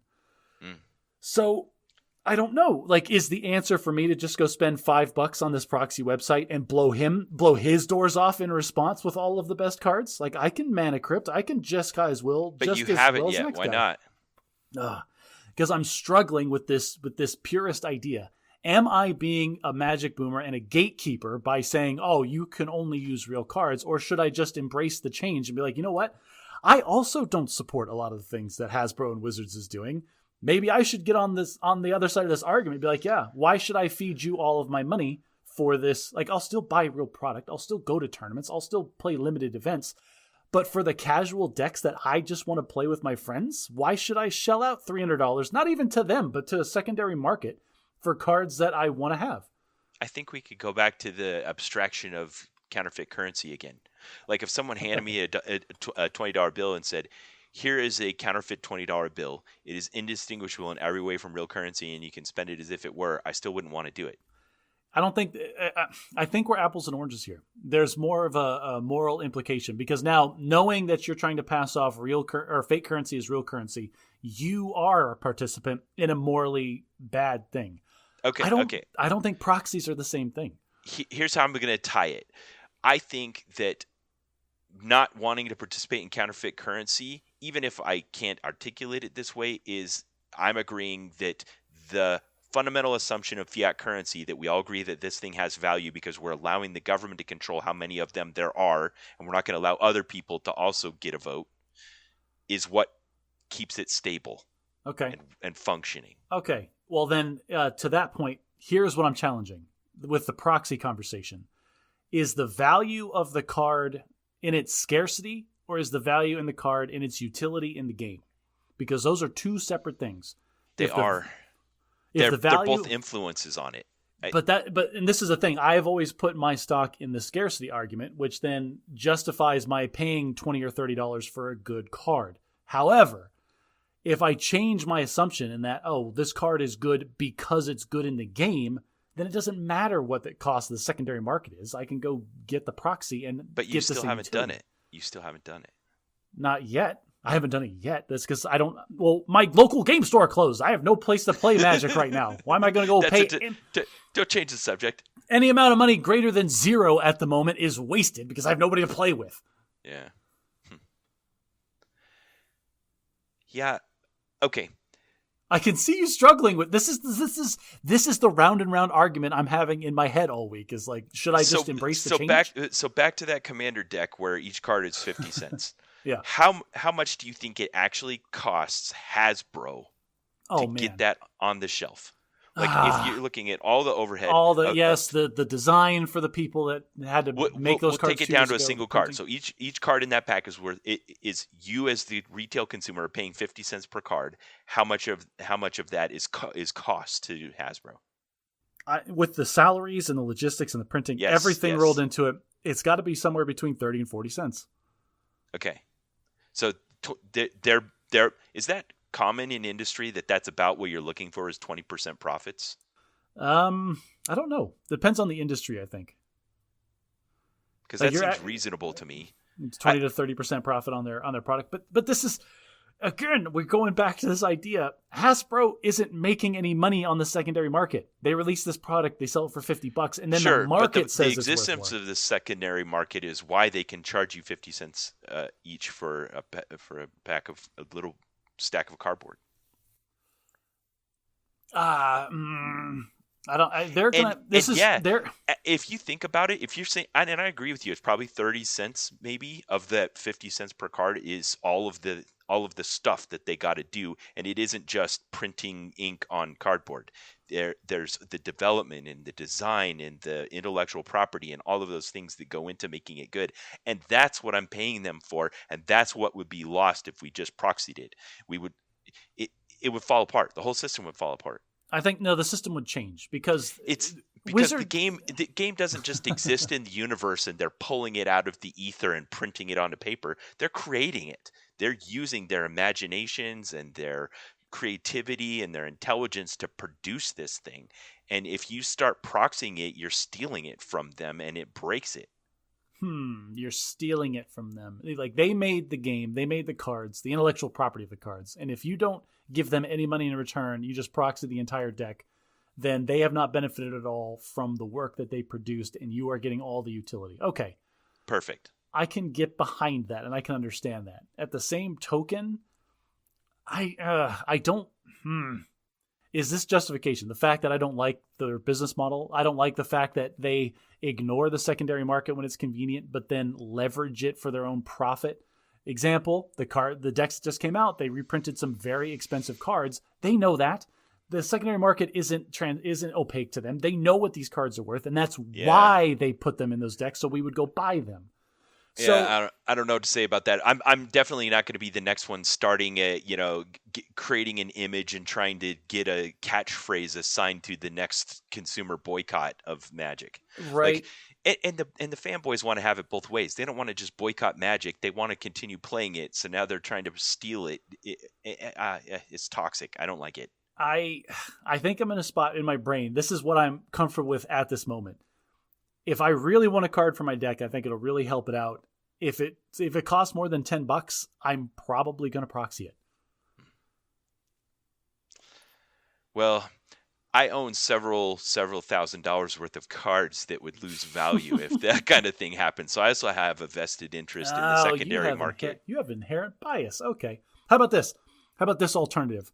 I own a paper copy of this card. It is in one of these decks somewhere. I don't know which one has the real one. Yeah, I'm going to buy 10 proxies just so I can put them in the decks. I do own this card, I promise. I can show it to you in a binder, but I'm proxying it in this deck so I can have 10 of them. I'm okay with that. particular instance of Okay. proxying. But I think they should be obvious proxies, like just like a bad printout stuffed inside of a sleeve over a basic land. Why? Why would you do that? Because I don't know. That detracts from the aesthetics of the game. I like my fancy art. I like my good borders, my treatments. The alternative is it being an utter purist about proxying, where I've seen people play Vintage where they have their deck and it's sleeved inside of triple sleeves, including hard sleeves. So you have like a thin sleeve and then a thicker sleeve and then a hard plastic clamshell around it, and now you can't even play with it because it's so unwieldy, and they're playing with like these hard plastic clamshells just for the purity of actually playing with the real cards. Just for the purity of playing with a $30,000 deck. Yeah. Yeah. I don't know. I can see a universe where I have one of those little 4-pocket binders that's really small, and I have high quality proxies in the deck. And every time I played one, I flipped the binder like, see, I own it. This is real, but I'm playing this one because I have 3 decks with it. So we already do that. Wizards realized that they had to do that for some of the gameplay they wanted to make, where they created double face cards where you couldn't put them in your deck because you would be able to see the back of the card. Which is I hate this is such an administrative low level queepy thing about this game. Is like, for example, the back of every card has the word Deckmaster on it, even though that word is meaningless. It does not exist in the comprehensive rules anymore.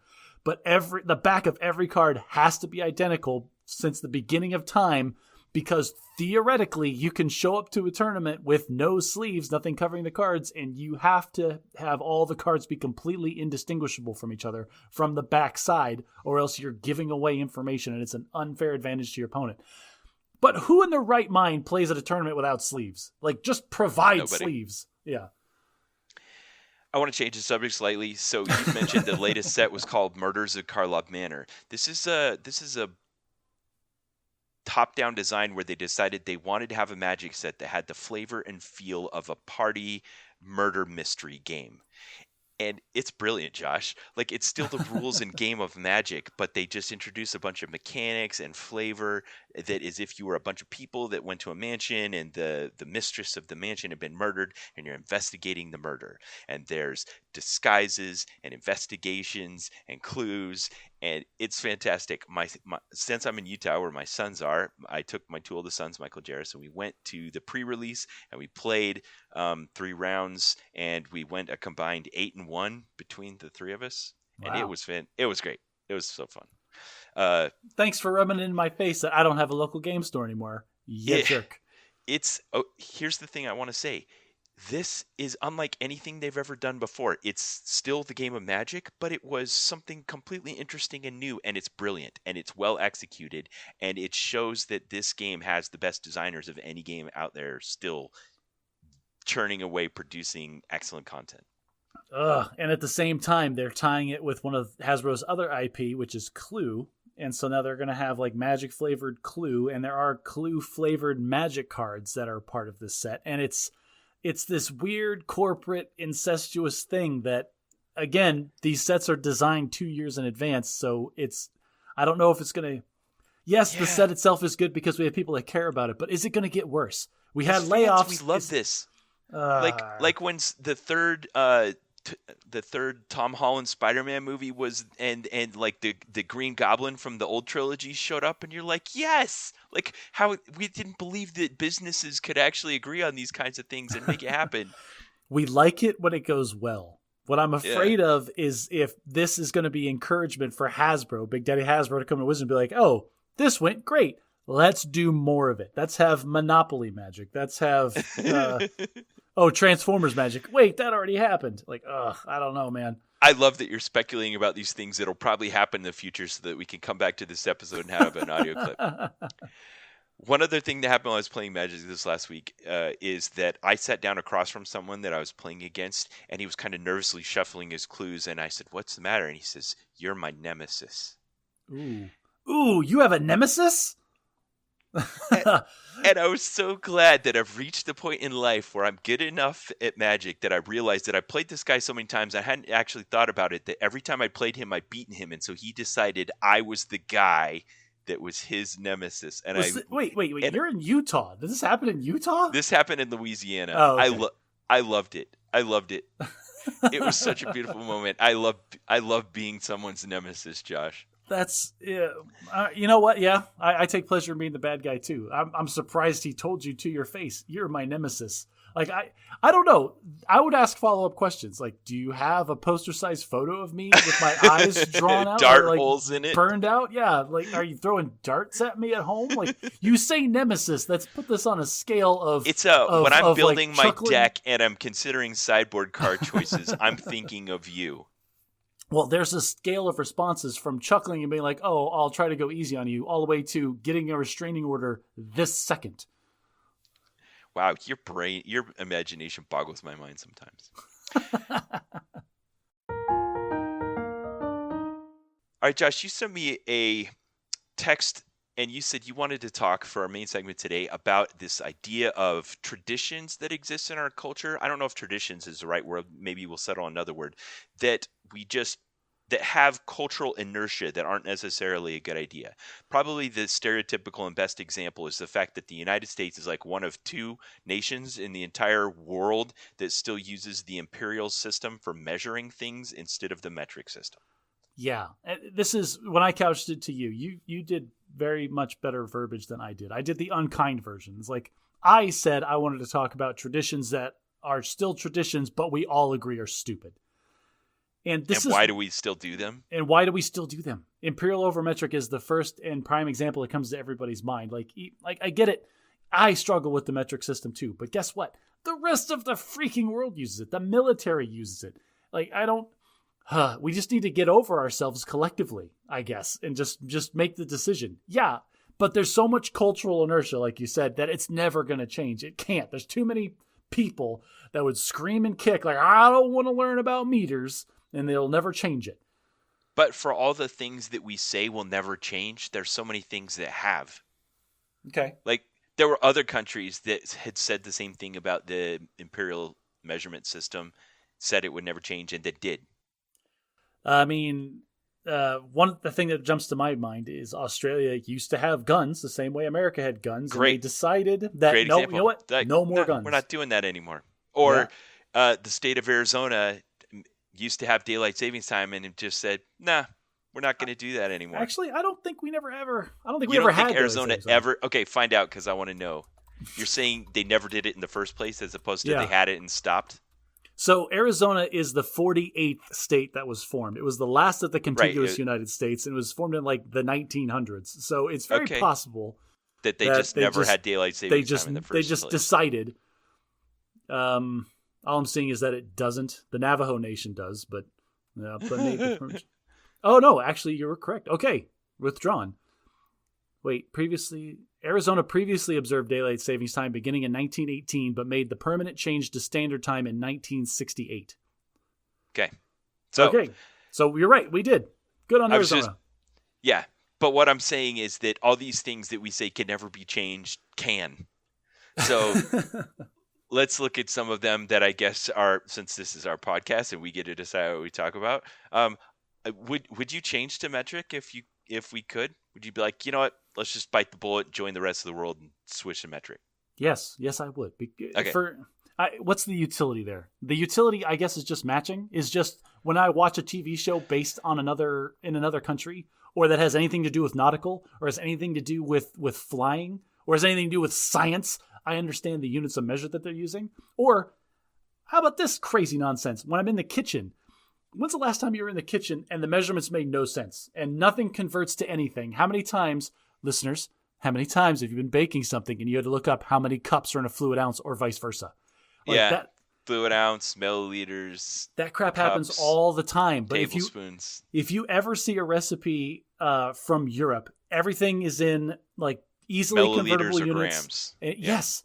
They have, I love this. We bought a little scale for the kitchen. It's like, oh, you need 50 grams of salt. It's like, well, how much is 50 grams of salt? Easy. You put a bowl on the scale, you zero it, and you pour it until it says 50.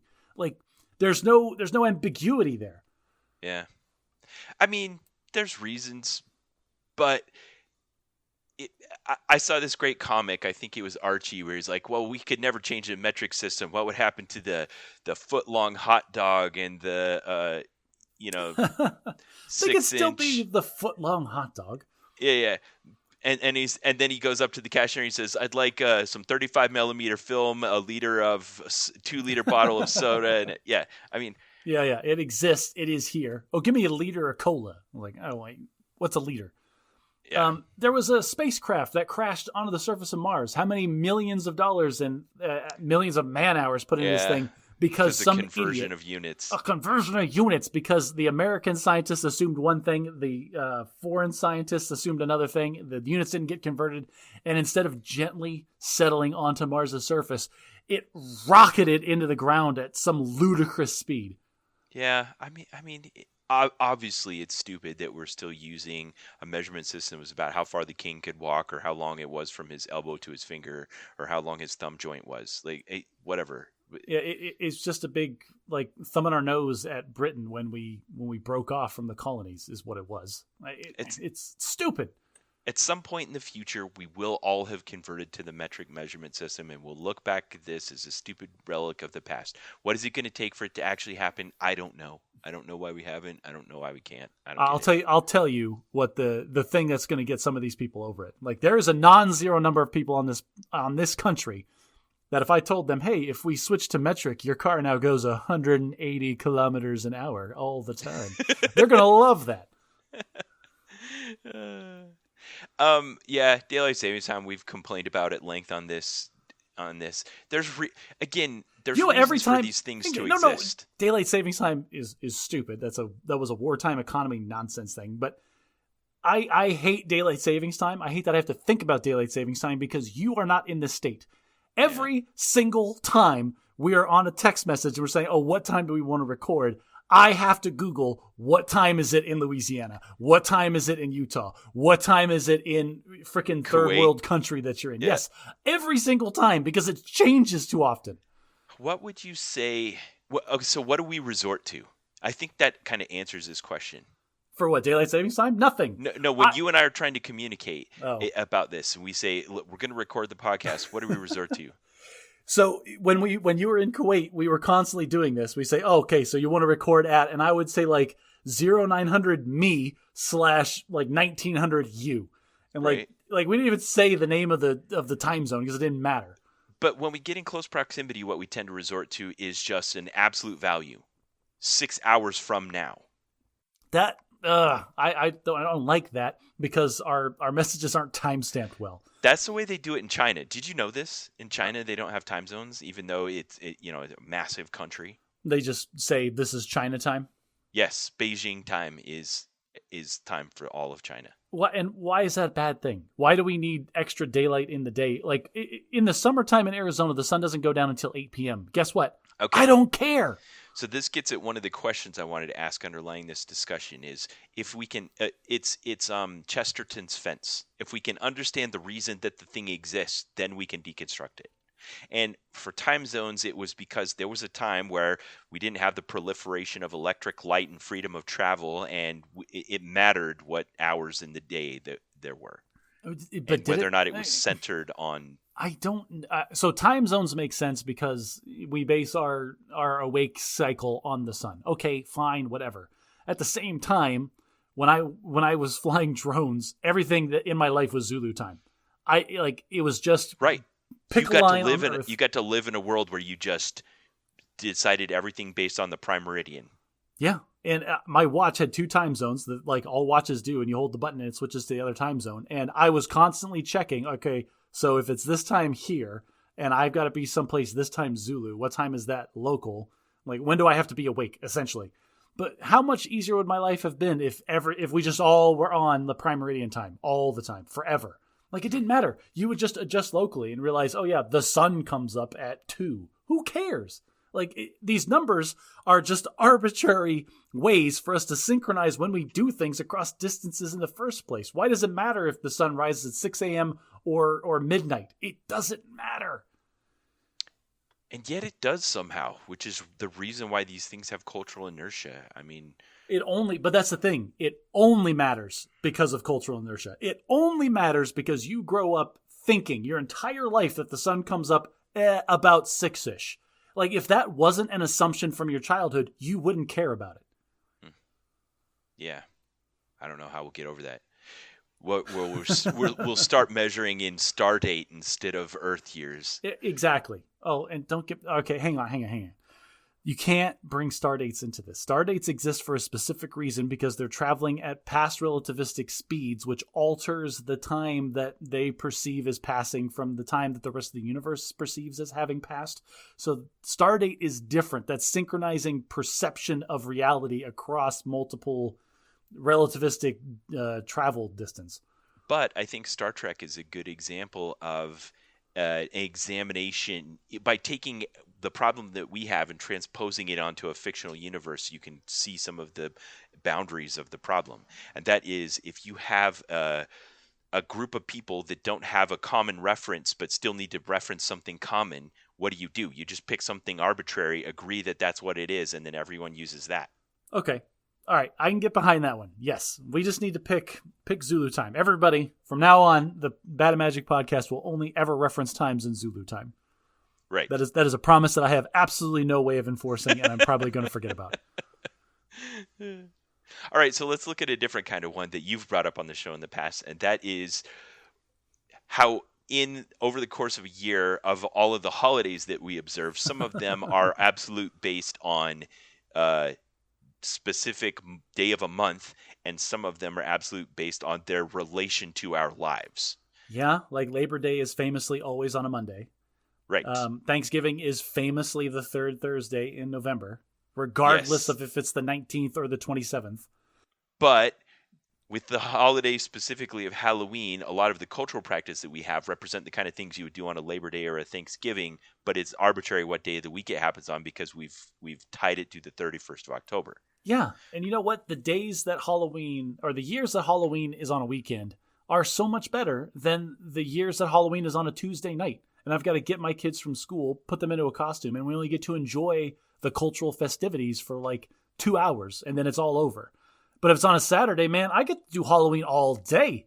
I can walk around in a costume and no one's going to second guess me. It's great. So this is an ongoing cause of the Bad and Magic podcast. I'll make an infographic for it. # make Halloween on Saturday. I said to my wife what we were going to talk about on this podcast. And I said, for example, Halloween being the 31st instead of the last Saturday in October. She goes, oh, you have beaten that horse to death so many times on the podcast. But then again, it's my podcast, so I'll talk about what I want to. All right. A completely different kind of one is first past the post voting, which just means the way that we vote, where like everyone casts a single vote for a single candidate, and then whichever one gets the most votes then gets the preponderance of the authority, and everyone else's votes don't count. Yeah, that's the most votes win system. It's the most intuitive system that little kids understand, that is mathematically flawed in so many ways when you're talking about a system of governance. I think the way you described it got right to the heart of why it's the problem. It's the most intuitive. Like, yes. Yeah, everyone can understand, hey, here's a box, everyone put your ballots in, and then we count them, and whoever has the most wins. Yeah, but go watch CGP Grey years and years ago made a great series about why Link in the show notes. First past the post voting is bad. When you apply, it's a bad idea when you put so much weight into it. And there are mathematically much better ways to completely get around these problems, be more representative, be more fair, and hold our elected officials responsible. I will die on this hill, and I will fight anybody on it. Every problem that we have in America's political system exists solely because of first past the post voting. Wow. I'm not even going to go against that. Link in the show notes to the video Josh is talking about. Basically, the best way to describe the problem, I think, is that when you have more than two candidates, any single candidate getting the majority of the votes could be well below half, which means... This is mathematically, it's most efficient for the people participating in the system to devolve into two opposing groups. Now, imagine if one of the parties was to split, like, oh, we're going to take... Well, I don't know, this ultra-radical minority of our party splits off and puts up their own candidate. All they're doing is reducing the overall pool of candidates that are like-minded and splitting the vote between those two, and they will never win another election because of first past the post voting. In something like first alternative vote, which is what other countries do, Australia does this one where you rank your choices, the party can split and they still have a perfectly legitimate chance of winning the election. And so you actually get, if you want to have these ultra like radicalized nut jobs running, they have just as good a chance of winning as everyone else does without affecting the overall election. Okay. No argument there. But a bigger topic maybe could deserve its whole episode to discuss. I think we're both in favor of changing from the most intuitive but inherently flawed system of first past the post voting. One that we discussed in our opening before we turned on microphones was some of the conventions surrounding marriage, specifically prenuptial agreements. So this was an interesting discussion, and it was funny because it took us, we were talking about it and then we're like, oh, we could talk about this today. I don't know why we were talking about prenuptial agreements anyway, but it came up. Ben and I have weird conversations. That's why we record some of them. But there is this, we were on opposing sides of this one because from a utilitarian standpoint, prenuptial agreements make sense. There is no reason, like there's no downside. If you're going to stay together forever, then that's wonderful and it never comes into play. But if things do go sideways, if one partner starts like emotionally or physically abusing the other one, if one partner is unfaithful, if bad things happen, the prenuptial agreement is protecting both parties from the other one being this psychopathic jerk that they didn't realize when they got married.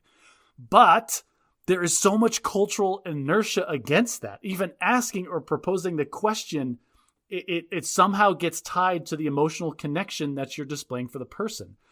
It's like, well, if you love me unconditionally, then why do we need conditions on this document? Like these are two different discussions. Why are they so intermixed in our minds in this country? Yeah. So what would it look like if we were to say that this were like the other things, that there was some... Okay, so the institution of marriage in our society is a legal institution. It's also a religious institution, but those things kind of run in parallel. That we have laws surrounding the institution of marriage that make it so that two people can agree to create this new unit, and that the unit has benefits to it. And we incentivize those in our society because we kind of commonly agree that creating that unit has benefits to society as a whole. So it allows you to make decisions on behalf of the other person, and it has financial and taxation and all kinds of things associated with it. And then we've decided that making it easy to dissolve that unit is bad for society, so we disincentivize that as well. Yeah, this is where things get really tricky with marriage. I've had multiple conversations with clients. Like I have no names, but I have a business that has 3 owners that are 3 separate people. 2 of them are married and 1 of them is single. And the one that is single pays like significantly more in tax, 30% more in tax, because of the incentivization that the system legally gives married couples. Right. Like talking to that person actually spawned an idea in my head. I feel like because of stuff like the taxation, because of stuff like the medical insurance for your spouse, if you have a job and your job offers medical coverage, you can get coverage for your family, but not for your roommate. So why isn't there an app out there that links up people like, hey, I want to be legally married with no emotional attachment whatsoever, just for all of the financial benefits? Let's find another like-minded person somewhere in this country. We don't have to domicile together, but we just need to fill out some paperwork that says we're married. We can benefit from each other's benefits. We can benefit from the tax situation, and then split up if we ever want to marry somebody else. That sounds like a zany Hallmark Channel movie where they end up falling in love in the end. But maybe we'll they call do, it business arrangement. But here's the thing. What I am doing, like you said, there's the religious and the emotional implications of marriage that run in parallel to the legal ones. The legal ones are very real. They have very real benefits, and they can have very real downsides if things go bad. So why do we let the emotional religious aspect of marriage dictate what is prudent and correct on the legal side of it? So that's kind of what I was getting at when I was talking about the fact that we disincentivize prenuptial agreements. When you create an escape hatch to something, you are by definition also making it more likely to occur. I don't necessarily agree with that, because I get it. Yeah, it goes back to the whole game theory thing again, right? Our grid with our 2 charts.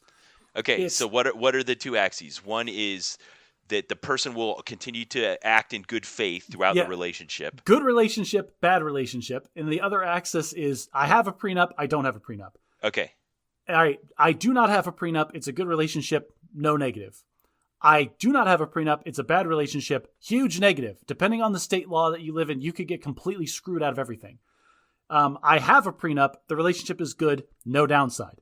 I have a prenup. The relationship is bad, huge benefit for me. Now I can get out of this relationship without destroying my financial and legal situation. This is why I'm for it, is because there's no downside. But for some reason, we have this stigma against it. Okay, I'm not sold, but of course you're not sold because you think the institution of marriage is different from the legal one. I'm only talking about the legal one, Ben. You can still be bound to your spouse forever and eternity and link your souls. That's fine. You can still do all that. But just in case something terrible happens, she turns out to be a serial killer, you can get out of the marriage without her taking half of your assets. I feel like we have protections for that aren't necessarily We prenuptial. do not. Depending on the state that you live in, it doesn't matter why you split up. She is entitled to your crap. Even if the state allows you to argue it, now you're paying legal fees. You're going through a huge process. Like, it's not just clearly defined at the beginning. Okay. Listeners, if you have something to say on that, go ahead and weigh in on Facebook or in the comments. Josh, let's do a speed round. You have a whole bunch listed here. I have no idea what your opinions are, and give them to me real fast. Okay. Pardoning the turkey. The president of the United States at Thanksgiving every year pardons 2 turkeys and eats ham, I guess, or some other disgusting meat for Thanksgiving. Why? Why? Who cares? Who cares? Who started this? Why do we keep doing it? Okay. Continue that one. It's harmless. I don't care. Oh, okay. Competitive eating. Competitive eating started in the early 1900s with Nathan's Hot Dogs. Decided to have a hot dog eating contest, and famously still runs to this day, where people gorge themselves on stupid amounts of food and then immediately purge it all once the contest is over. It is insensitive to places that are food insecure and even people that are food insecure in this country. Why do we keep doing it? It's horrible. Stop. Nice. I like that one. All right. Groundhog Day. Scientifically, a groundhog seeing his shadow on a specific date that has no bearing on reality has nothing to do with the amount of winter that exists. It used to be a festival back in the dark days when sustenance farmers had nothing going for them and needed something to occupy the time when it wasn't snowing outside. So they're looking forward to spring. Why do we still do it? Why does Punxsutawney Phil get dragged out of a cage every year for no reason? It's not like this is a federal holiday where we take time off work for it. I like that we still have bastions of whimsy in our society, so I'm defending this one. I don't know. I think we're just being mean to a groundhog. We could use it could be a stuffed animal, and it would be no different. Okay, this one I ask this question every time I watch a professional sporting event. Why are professional cheerleaders still a thing? And listen, I'm not dogging on cheerleaders. If you want to be a cheerleader, be a cheerleader. But I feel like we're at a place in society where we're being more conscious and aware of these sexual overtones that we're putting onto things. And these cheerleaders exist for no other reason than for that. Why do we still have every football game, you're not going to see a male cheerleading squad. It's going to be all females. They're all going to be what is considered objectively attractive based on the cultural standards at the time. And they're going to be in scantily clad outfits, even if it's 30 degrees outside. They exist for no other reason than to what? Titillate me? I feel like this one, it deserves a longer discussion than a speed round kind of thing. But I'm going to say I think the market decides on this one. And as long as the market demands sexy women, this will continue to exist. Oh, the market will always demand sexy women, Ben. But they don't even get paid well, these poor ladies. They have to have other jobs. I don't know. I don't like it. I like it. All right. Well... hashtag make Halloween the last Saturday in October. I think that's the only one we solved. Let's go ahead and have metric time, cancel daylight savings time, adopt a ranked choice voting system, and do away with cheerleading. This episode of the Bad at Magic podcast has precluded either of us from running for federal office. If we get anywhere close to running for something where it looks like we're going to get elected, this episode is going to go viral, and everybody's like, "Oh, this crazy nut job wants to go imperial. This crazy guy wants to get rid of first We need to create a website, post." and instead of talking about all the traditional things like healthcare and education and foreign policy, we'll just have this stupid list of like, we're going to adopt a metric system and change Halloween and cancel daylight savings time. And nobody's going to vote for us. Nobody's going to vote for us. No, it'll be the best political campaign ever. They'll be like, what? I don't care about all this stuff. This guy's great. I want him in. All right, Josh, you had proposed before that I watch the series Arcane on Netflix. It's an animated series somehow tied to the intellectual property of the video game League of Legends. Yep. I watched it and loved it, and I want to encourage our audience to watch it as well. And don't say the thing that you're thinking. Just get over the fact that I was late to listen to you, and just accept the fact that I did listen to you. Okay? I appreciate that I wore you down over time enough to get you to open your heart to more whimsy, and you actually enjoyed something I recommended. Yeah, it was great. So we're going to talk about it next time. So if you want to join in, you don't want to get spoiled, watch Arcane on Netflix. It's only like 8 episodes. They're 45 minutes each. It's completely doable. And we'll talk about that next time. But if you have some issues that you thought that are bad traditions or that have too much culture and nation in our society, and you want to weigh in on those, I want to hear what they are. Maybe we'll talk about them in a future episode of the Bad Magic Podcast. So go on our Facebook or go on our subreddit and weigh in and give us what your ideas are too, and maybe we'll use our platform to emphasize your voice. If you like what we do, consider sharing us with a friend. If you like us, maybe your friends will like us too. If you really want to show us some love, consider taking your phone out of your pocket and giving us a good review on the podcast player of your choice. It's phenomenal, the visibility we can get from that.